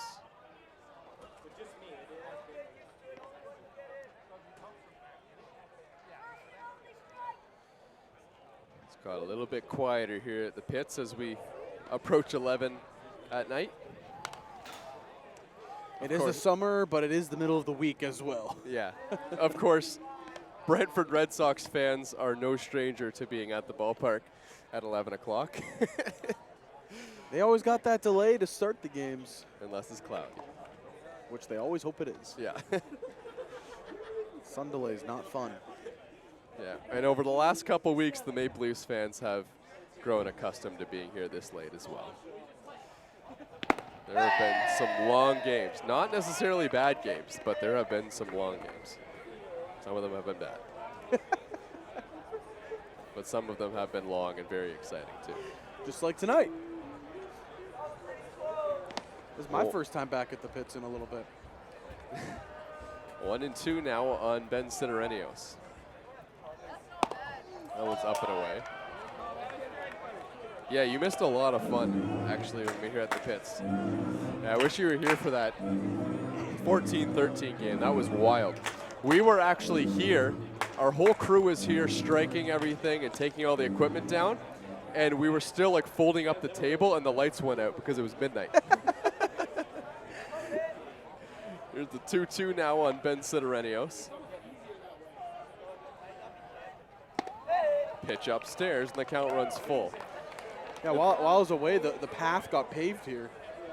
Yeah, that was a new thing too. At the beginning of the season, we started the season with no warning track here at the pits. Then they put in a warning track after the first week, and now we've got a paved path that goes around just to make sure that when the baseballs hit foul territory, they bounce up and go off erratically to make things more interesting. Here's the 3-2 pitch. Swung on and missed, strike 3. Sidorenios goes down swinging, one away here in the 8th.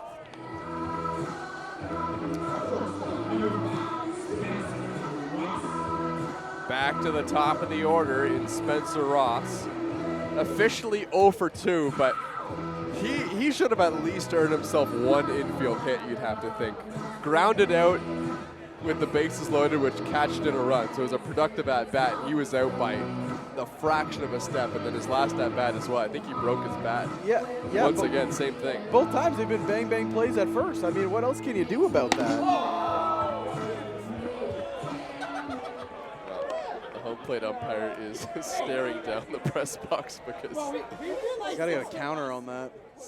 Yeah, Spencer Ross was still being serenaded to his walk-up song. Put another dime in the jukebox, baby. Bang, strike 1.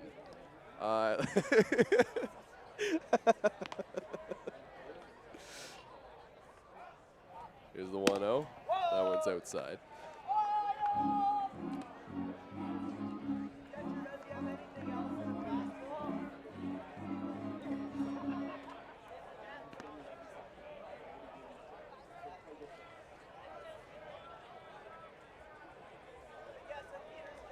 Familiar territory here for Spencer Ross, being ahead in the count. Already with 3 walks tonight. The 2-0. 3-0. Is Spencer Ross gonna walk 4 times tonight? Yasiel Puig is the one who's on deck. You just don't walk Spencer Ross in this situation. That is not a good situation for the Brantford Red Sox. Well, because then you get into the question, do you intentionally walk Puig, go after Mandalay, but then possibly put in the tying run on base? The 3-0 pitch, this has got to be a strike. It is just barely scraping the outside corner.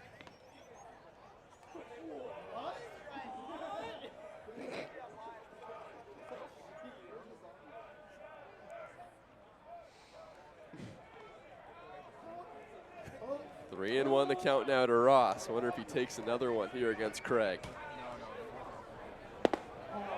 In there for a strike, another perfect pitch. Craig might have gone to a breaking ball there, 3 and 1. I think he did. That was gutsy.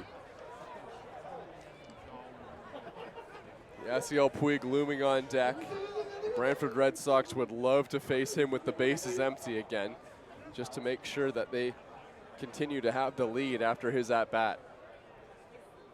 Here's the 3-2 now to Ross.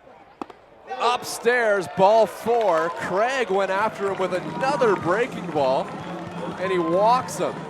Yasiel Puig is coming to the plate, and this is at least going to deserve a conversation here as everyone comes to the mound to either make a pitching change or discuss what they're going to do against Yasiel Puig. 4 walks tonight for Spencer Ross. How about that? Just tremendous stuff. Ross patient at the plate. He understands who's batting behind him. You know, if you can get on base any way possible, that's what you do.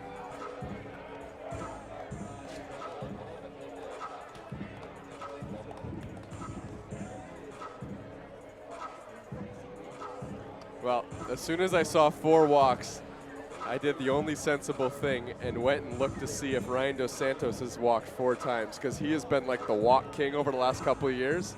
He hasn't. Even Ryan Dos Santos of the Guelph Royals, former Toronto Maple Leaf, has not walked 4 times. But he did walk, what was it, 12 straight at-bats? Yeah, last year he did do it, but he hasn't done it this season. All right, we got a pitching change. We'll take a quick break and be right back in a matter of moments.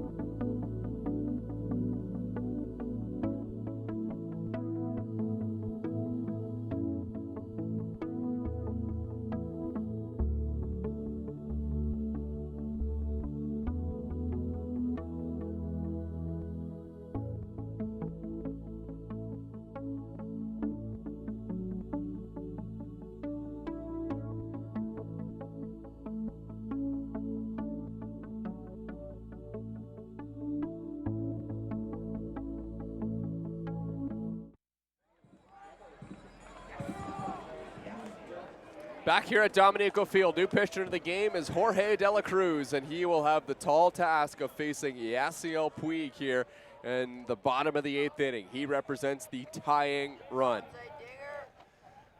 Puig takes low, ball 1.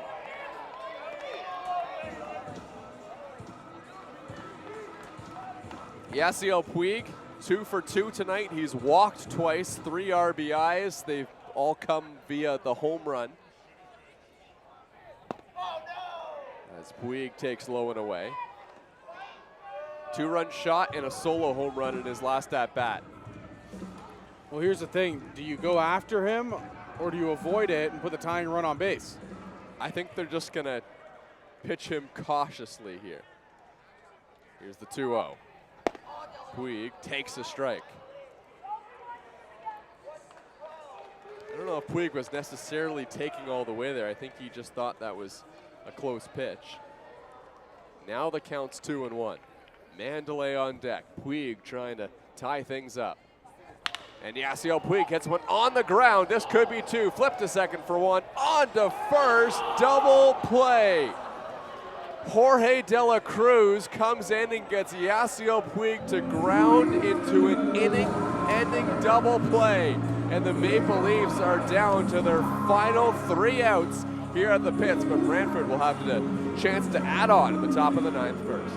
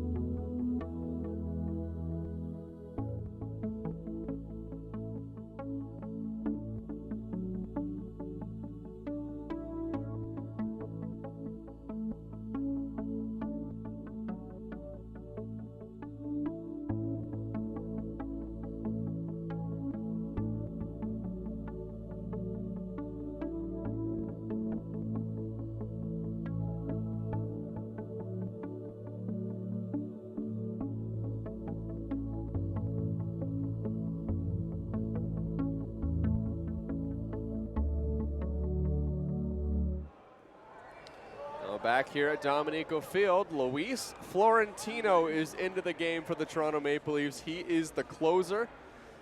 But Toronto is going for it here in the 9th inning. Florentino will need to shut down the Red Sox, and then the Maple Leafs will need at least 2 in the bottom half of the 9th inning. Certainly something that's not out of the question. Although what a big double play that was to end last inning. Yasiel Puig at the dish representing the tying run, and Jorge De La Cruz comes in and gets him to ground into an inning-ending double play. If the Maple Leafs don't come back in the 9th inning, we can look at that moment as the point where Brantford would have won the game. Walker Hulkgren, the center fielder.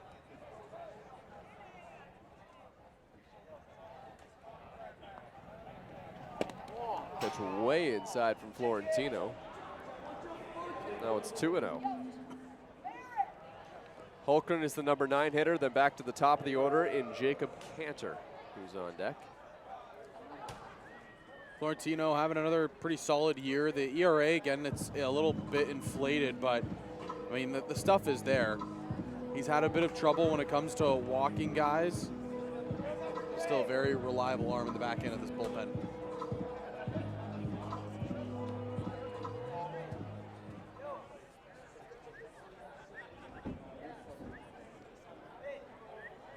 Brantford certainly wouldn't mind some insurance here. That pitch from Florentino misses outside.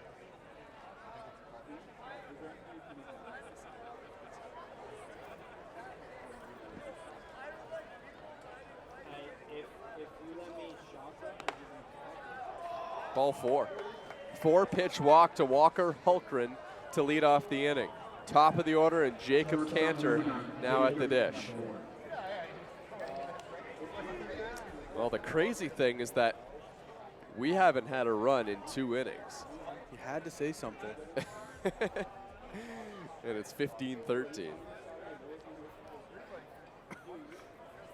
At one point, it was 14-6 for the Brantford Red Sox. The tables really turned after a 6-run bottom of the 5th by the Maple Leafs. Pickoff throw to first base. Hulkgren able to dive back in. Well, you were dishing out the comment of score predictions up here at the broadcast booth. Yeah. So I feel like you just did that, so my score prediction would be wrong. Line drive over the head of Jordan Mandalay. Oh, if he caught it, it would have been a double play, but it was just out of his reach. And there's 2 on here in the top of the 9th.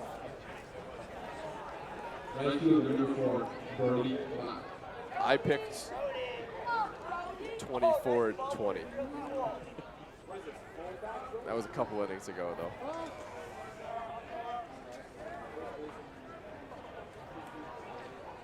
Brody Black will come to the dish. Boy, Luis Florentino hasn't had a lot of situations like this. 2 on, nobody out.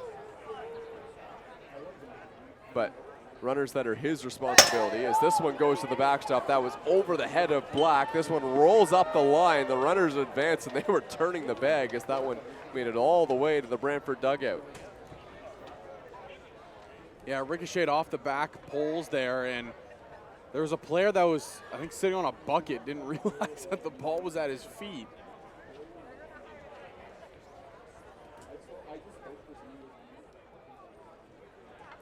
This is going to be a real challenge for Luis Florentino to get out of this thing. The 1-0 to Brody Black. Pitch just missed high. So I noticed this the last, after the first at-bat for Brody Black. On deck, Chris Ortega, he has a very extensive on-deck routine, and he does it the same every single time. 2-0, swung on and missed. Yeah, it's a series of kind of half swings from both sides of the plate. Yeah, of course he's not going to do it again now that we're watching him. There's the 2-1 pitch from Florentino in there for a strike. But yeah, he swings both ways. Yeah, he starts doing a little, it's almost like a chop swing to kind of, with the bat weight on, to kind of make the bat feel like it's heavier with his hands. And then, yeah, you said it, he does a swing from lefty, The swing from righty, doing the lefty swing again. But it's a very extensive, and I was curious to see if it was something he did every time, and it is. Black takes upstairs, and that counts now 3-2. Well, for Ortega, it certainly works. He's a .371 hitter as he stands in the on-deck circle right now.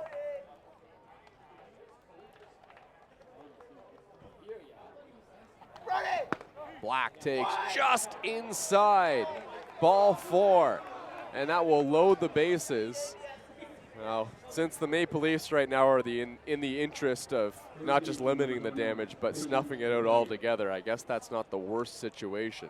Bases loaded. Now there's a force out at home. And if you're the Maple Leafs infield, I think you got to come home.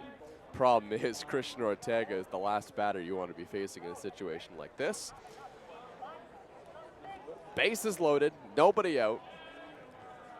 Here's the pitch from Florentino, and it's just upstairs, and Luis Florentino is just a little off right now with his command.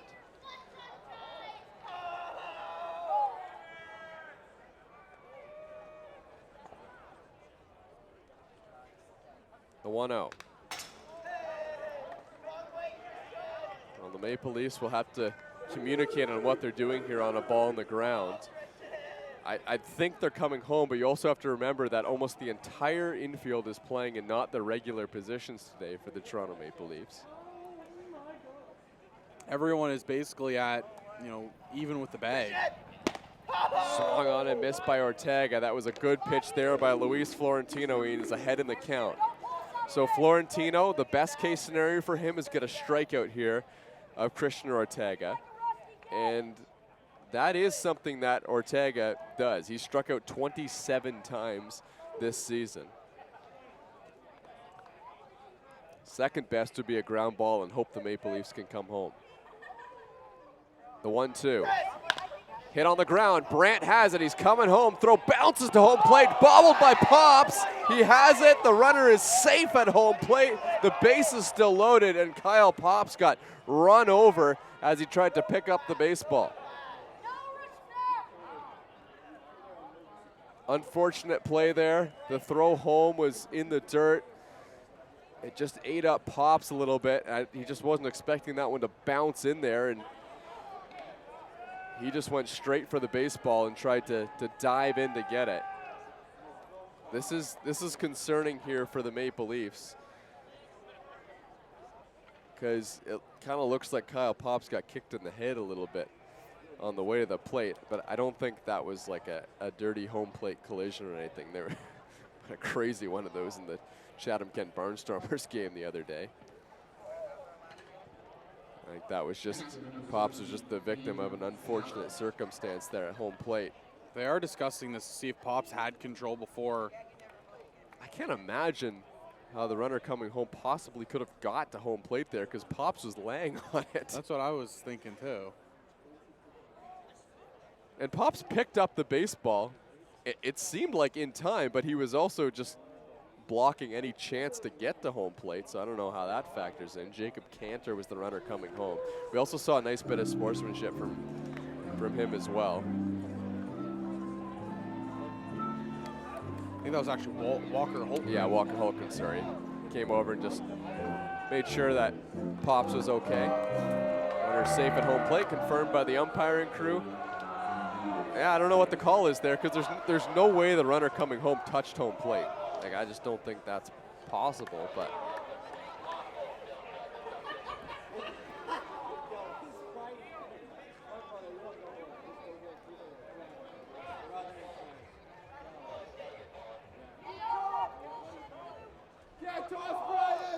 So Andrew Savage will come to the plate. Bases are still loaded. The Maple Leafs in quite a situation here, and home plate umpire is still getting an argument from Brian Sewell. I think he's probably thinking the same thing we were.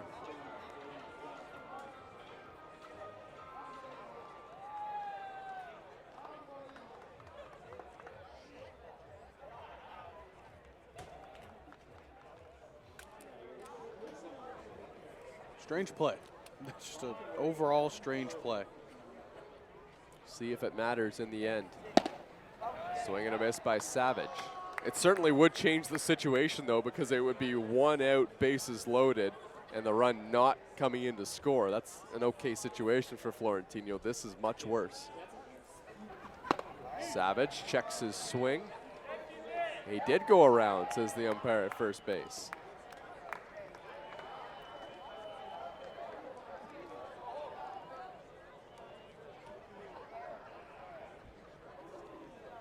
One and one now on Savage.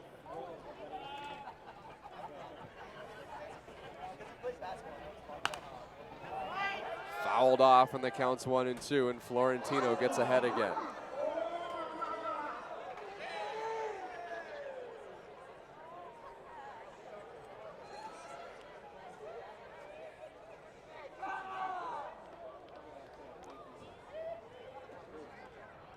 The 1-2 to Savage, low.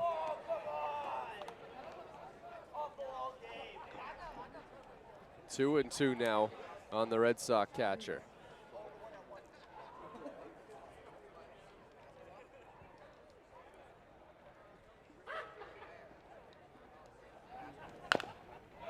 Savage fouls it off at home plate, and that one took a deflection off of Kyle Pops, like he needed to take any more of a beating back there. Not fun. Back catching, not a fun job. I'd never envy anybody that does it. 2-2 on Savage. The fans trying to help Luis Florentino get out of this. Savage lines it into the outfield for a base hit. This one's going to roll towards the corner. It will plate at least 2 runs. It's going to go down as a long single for Savage, and it's 18-13 here at the pits. So just in case you're interested, here's the play from a couple of moments ago. Oh, he might have got it with his hand. I wonder if Walker Hulkern touched the bag with his hand there at home plate, because he kind of dove over Kyle Pops, and then the argument would just be whether or not Pops had the ball or didn't have the ball, but that's a really hard play to call for the a tough play to call live.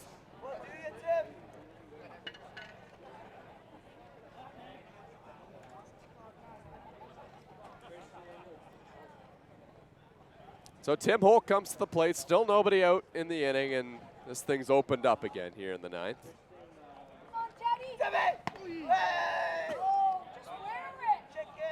Tim Holyk takes up and in. Your shoes are untied. Come on, Tim, we saw you look.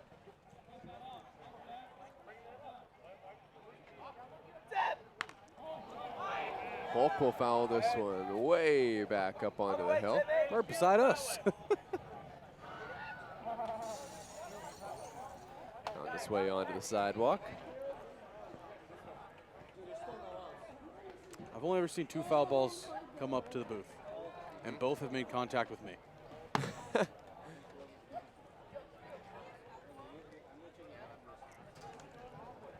This has not been a typical Luis Florentino inning so far. 2-1 now on Holyk. At the top of the zone for a strike. Tim Holyk looking skyward. And he finds himself in a 2-2 count.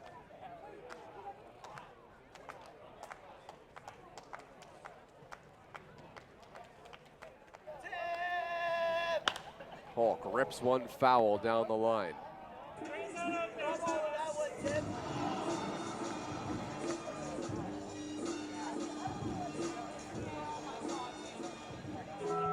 Andrew Savage had the big hit, a 2-run single. He stands on first base. Christian Ortega on second. Holyk fouls it off again.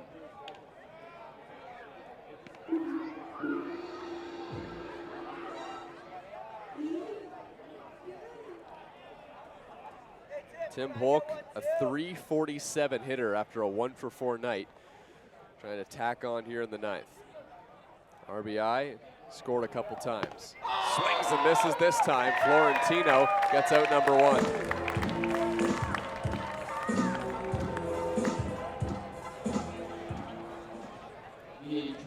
Toronto Maple Leafs were riding a 2 2/3 innings scoreless relief outing by Ronaldo DePaula. Only gave up a couple of hits over that stretch and struck out 5.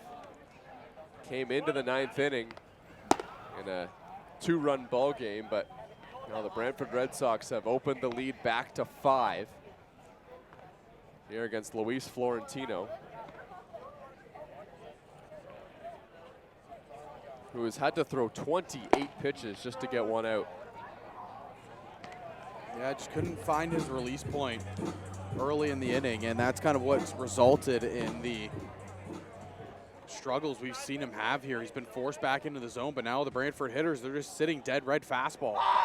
Holyk hammers one in the air. This one's deep to left field, and it's way out of here.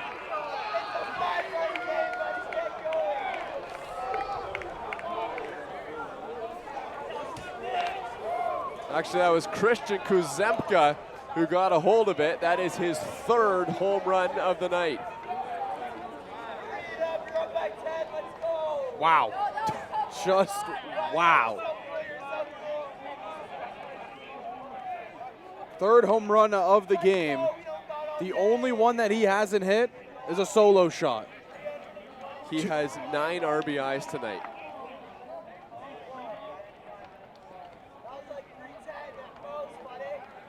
(21-13) the score, and I think that's it for Luis Florentino. An uncharacteristic outing, and he is going to exit this game in the 9th.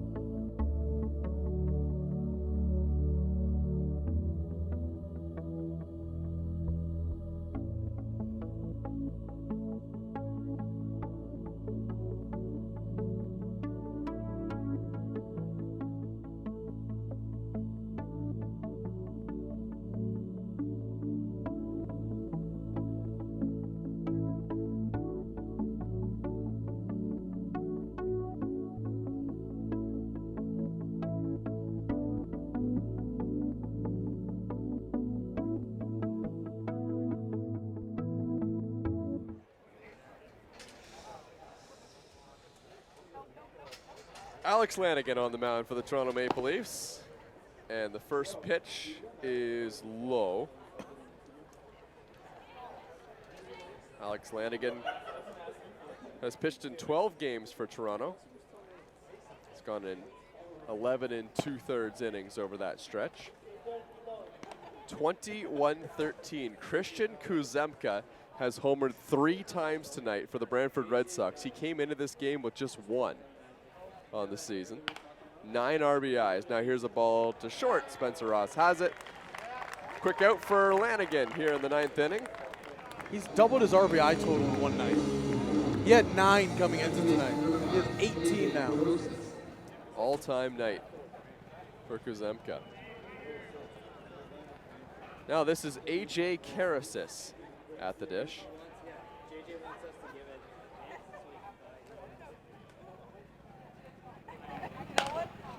And he rips one foul.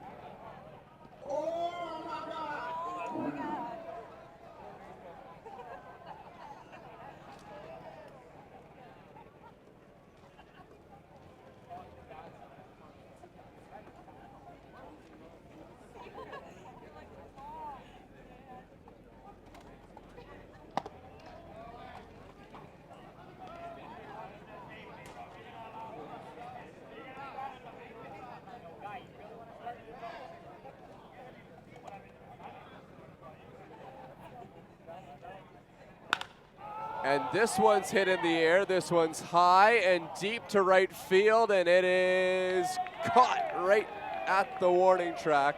Oh, that is gone. It clears the wall. Well, it's getting dark here at the pits. 22 runs now for the Brantford Red Sox. It's a hit fest here at the pits. The Red Sox, I mean, they have come out and mashed the ball really all over the park.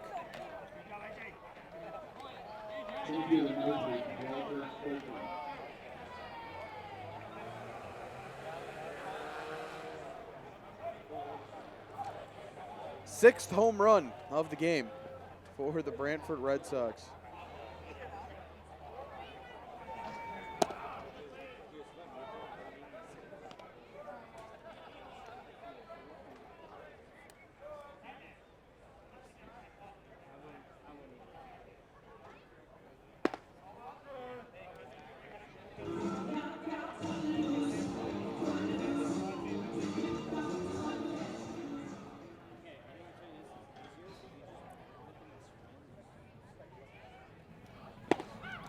Holyk swings and misses, and Lanigan ahead in the count 1 and 2.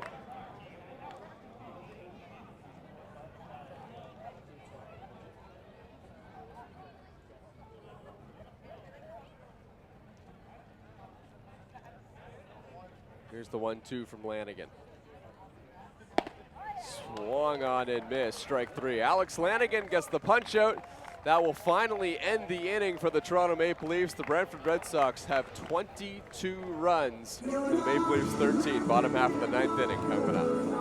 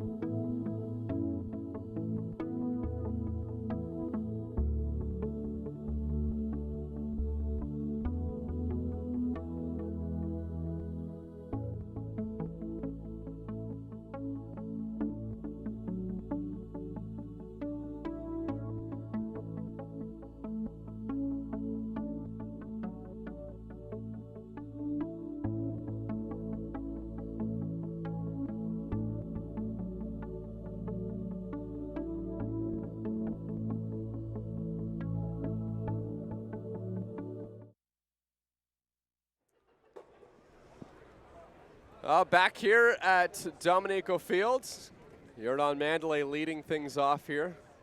Boy, it's been a game full of runs.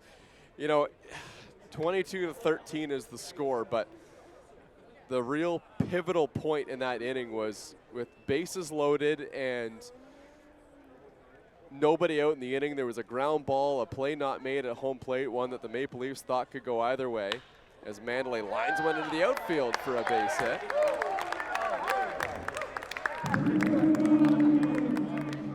And he's aboard here in the ninth inning. Well, we were talking about that experience that us up here in the broadcast booth, the whole Maple Leafs crew got to have the other day, where we saw the lights go out at the crack of midnight. And I don't appreciate you bringing that one up. I feel like you're going to jinx this. And I'm glad that you're going to get to experience that with us here tonight. That's what you think. High chopper on the ground, and this one is going to eat up the third baseman. J.J. Dutton is aboard. Tim Holyk got a big Christie hop. And the Maple Leafs are still kicking here in the ninth. Well, there are a couple rally caps out. Got one at least. They certainly will need to rally here.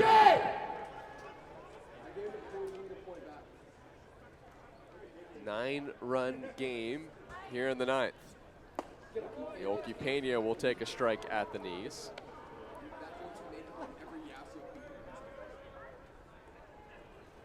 Approaching 4 hours here tonight. Here's the 0-1. Pena takes away inside. Jorge De La Cruz has been maybe the most effective pitcher for the Brantford Red Sox this season. An ERA of 2.65 coming into this outing. The 1-1 to Pena. Way outside.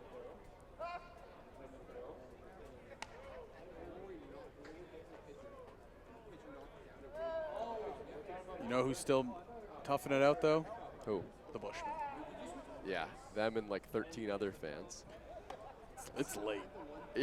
It is honestly, late. actually, that's just not right. There's way more than 13 fans, and it's crazy. It's 11:24.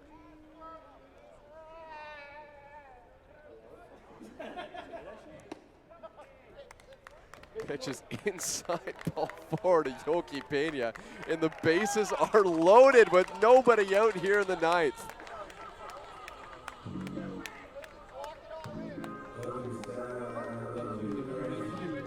Well, we know that there's a maximum of half an hour left in this game.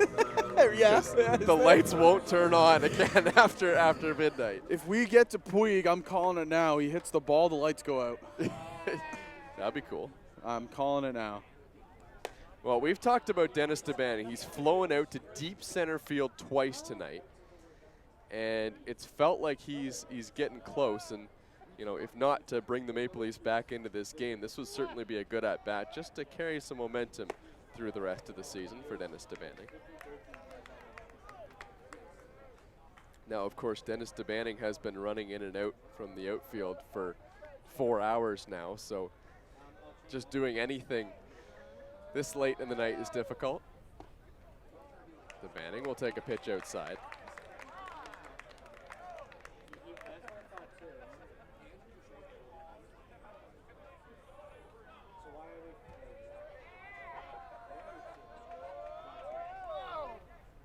DeBanning rips it foul off towards the Brantford dugout.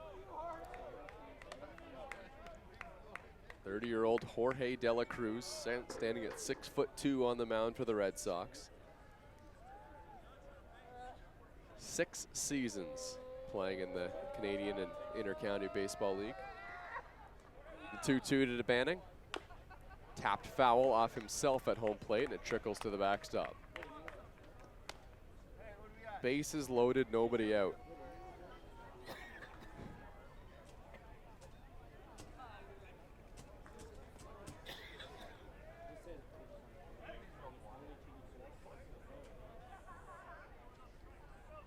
Here's the 2-2 to DeBanning. Hit in the air to center field, on a line, and it falls for a base hit. RBI single, Dennis DeBanning. it is 22-14. Well, we talked about an uncharacteristic outing from Luis Florentino where he gave up a bunch of runs in the 9th inning. This has been an uncharacteristic outing for the league veteran Jorge de la Cruz, as he's got himself in a jam here in the 9th. It's an 8-run ball game. Tying run still in a very comfortable place for the Brantford Red Sox, deep in the Maple Leafs dugout. Deep in the Maple Leafs dugout, deep in the night of Toronto. An interesting experience here at the pits. What was a raucous, exciting game has become more of an intimate setting here at the park. Feel very in touch with each of the fans dotted around the hillside. It's past your bedtime, Mr. West. Brant lines one into center field for a base hit. This will cash in another run for the Toronto Maple Leafs, and it's misplayed in center field. Brant will cruise into second base. He has himself an RBI double, and it's 22-16. Sure. Why not, Mr. Brant? Why not? Well, it's certainly been an interesting night at the pits. It's been a very interesting night for Matt Brant as well. He's been good at the plate. He wasn't even expecting to start this game, but they needed him to fill in a pinch at third base, and he's done so quite admirably, and now he has himself a couple of RBIs. Still nobody out in the inning. Kyle Pops rips one down the line, foul by a matter of inches. Oh, Kyle Pops trying to keep this line rolling, and he just missed a couple of RBIs himself. That would have been awesome. First pitch swinging, back-to-back at-bats. Why not? And Sidorenios is the batter on deck. The 0-1 to Pops. Fouls it off. Maple Leafs are up there hacking, and why not? I mean, Jorge de la Cruz, the formula to win this game for the Brantford Red Sox is just go and throw the pitch in the strike zone.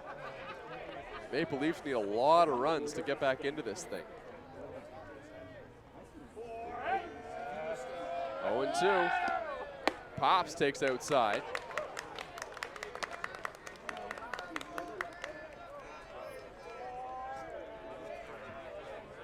If you told me this is what the night would turn into when I arrived here today, I would not believe you. 1-2 to Pops, and he went around, strike 3, 1 away.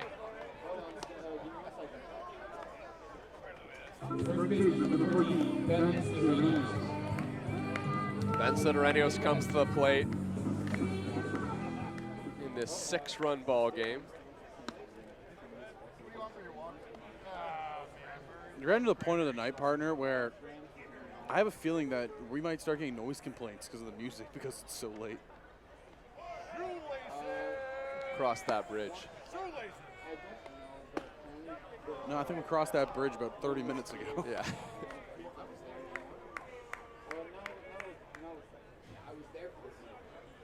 Yasiel Puig is in the dugout right now. He still doesn't represent the tying run. The 0-1. Sidorenios chops one on the ground. Tough play at third base. Holyk throws on the run and makes it. Another run comes in to score, so it's 22-17 now.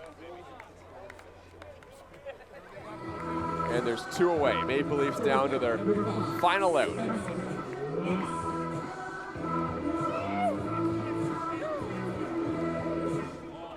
I mean, if it wasn't for that play on the ball that Matt Brant threw home and the little bobble on the bouncer to home plate to try and get the force out in that last inning, if the play had been made, it would have been bases loaded, 1 out, and you would have thought that Luis Florentino would have, well, done anything but really what happened in that inning.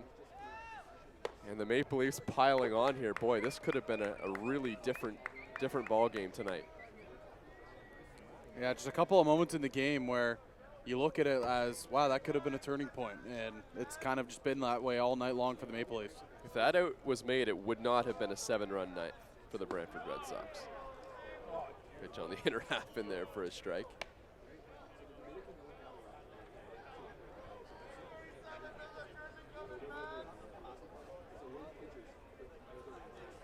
4 walks tonight for Spencer Ross. Takes way outside there from Jorge De La Cruz, and the count's 2-1. If Ross can get on base, that would at least bring Yasiel Puig to the plate to try and tack on to that home run total. He's at 19 now, 2 away from Sean Riley's record of 21. The 2-1 pitch to Ross. In there for a strike, and the Maple Leafs are down to their final strike here tonight. Can Jorge De La Cruz, who's doubled his ERA in this outing, do enough to get the Brantford Red Sox a win and back on the road on their way home? The 2-2 to Ross. Lifted down the line, hooking into foul territory, and it will fall right on the top of the fence. Never going to be a play there for Brody Black, who had a valiant effort. Hey, give Brody Black credit, though. He hustled that whole way into the fence. Yeah, if the fence wasn't there, or it was just a little bit in fair territory, he might have got there. 24 pitches for Jorge De La Cruz over an inning and a third. Another 2-2 pitch to Spencer Ross. On the ground, and this one is a sliding play at second base, and there's no play at first. Another run comes in to score. AJ Karosas sliding there with a good effort, but Spencer Ross was able to beat it out, and there's that infield hit that we thought Spencer Ross deserved all night. Yeah, and he gets an RBI on it as well. 2 RBIs for him now tonight.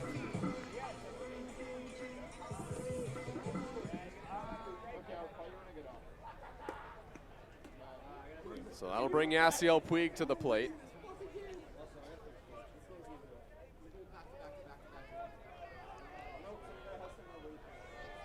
(22-18) the score.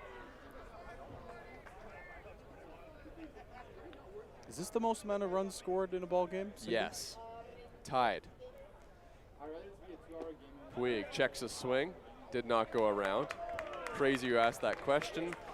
Thank you, Mark Perret, journeyman broadcaster around the Canadian Baseball League this season, for that stat. Shout out, Mark.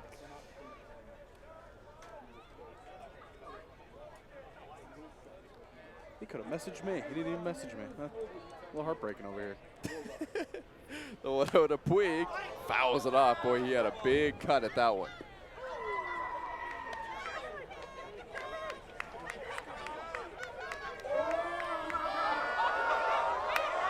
Uh-oh, somebody's rolling down the hill trying to get this ball. Made its way all the way to the backstop again.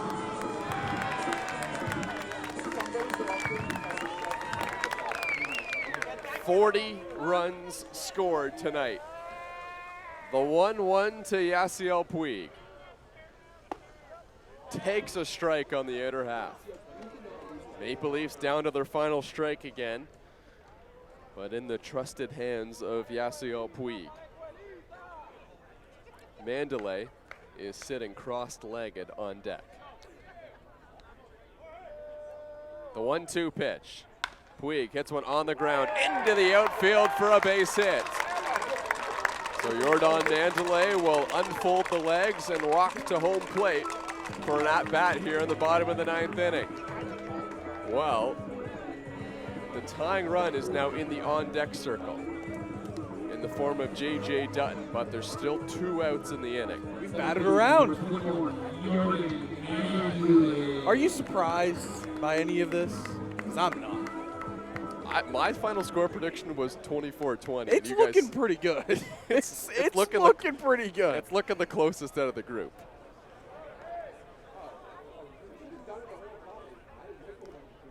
$12 runs in the 9th inning between the two teams.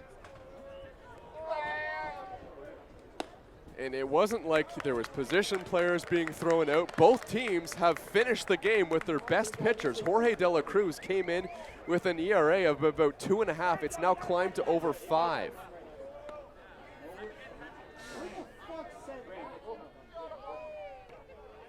Mandalay will take a strike as he bended back from that breaking ball. De La Cruz is Up to 31 pitches now in his outing. I believe Mejia is the one in the bullpen.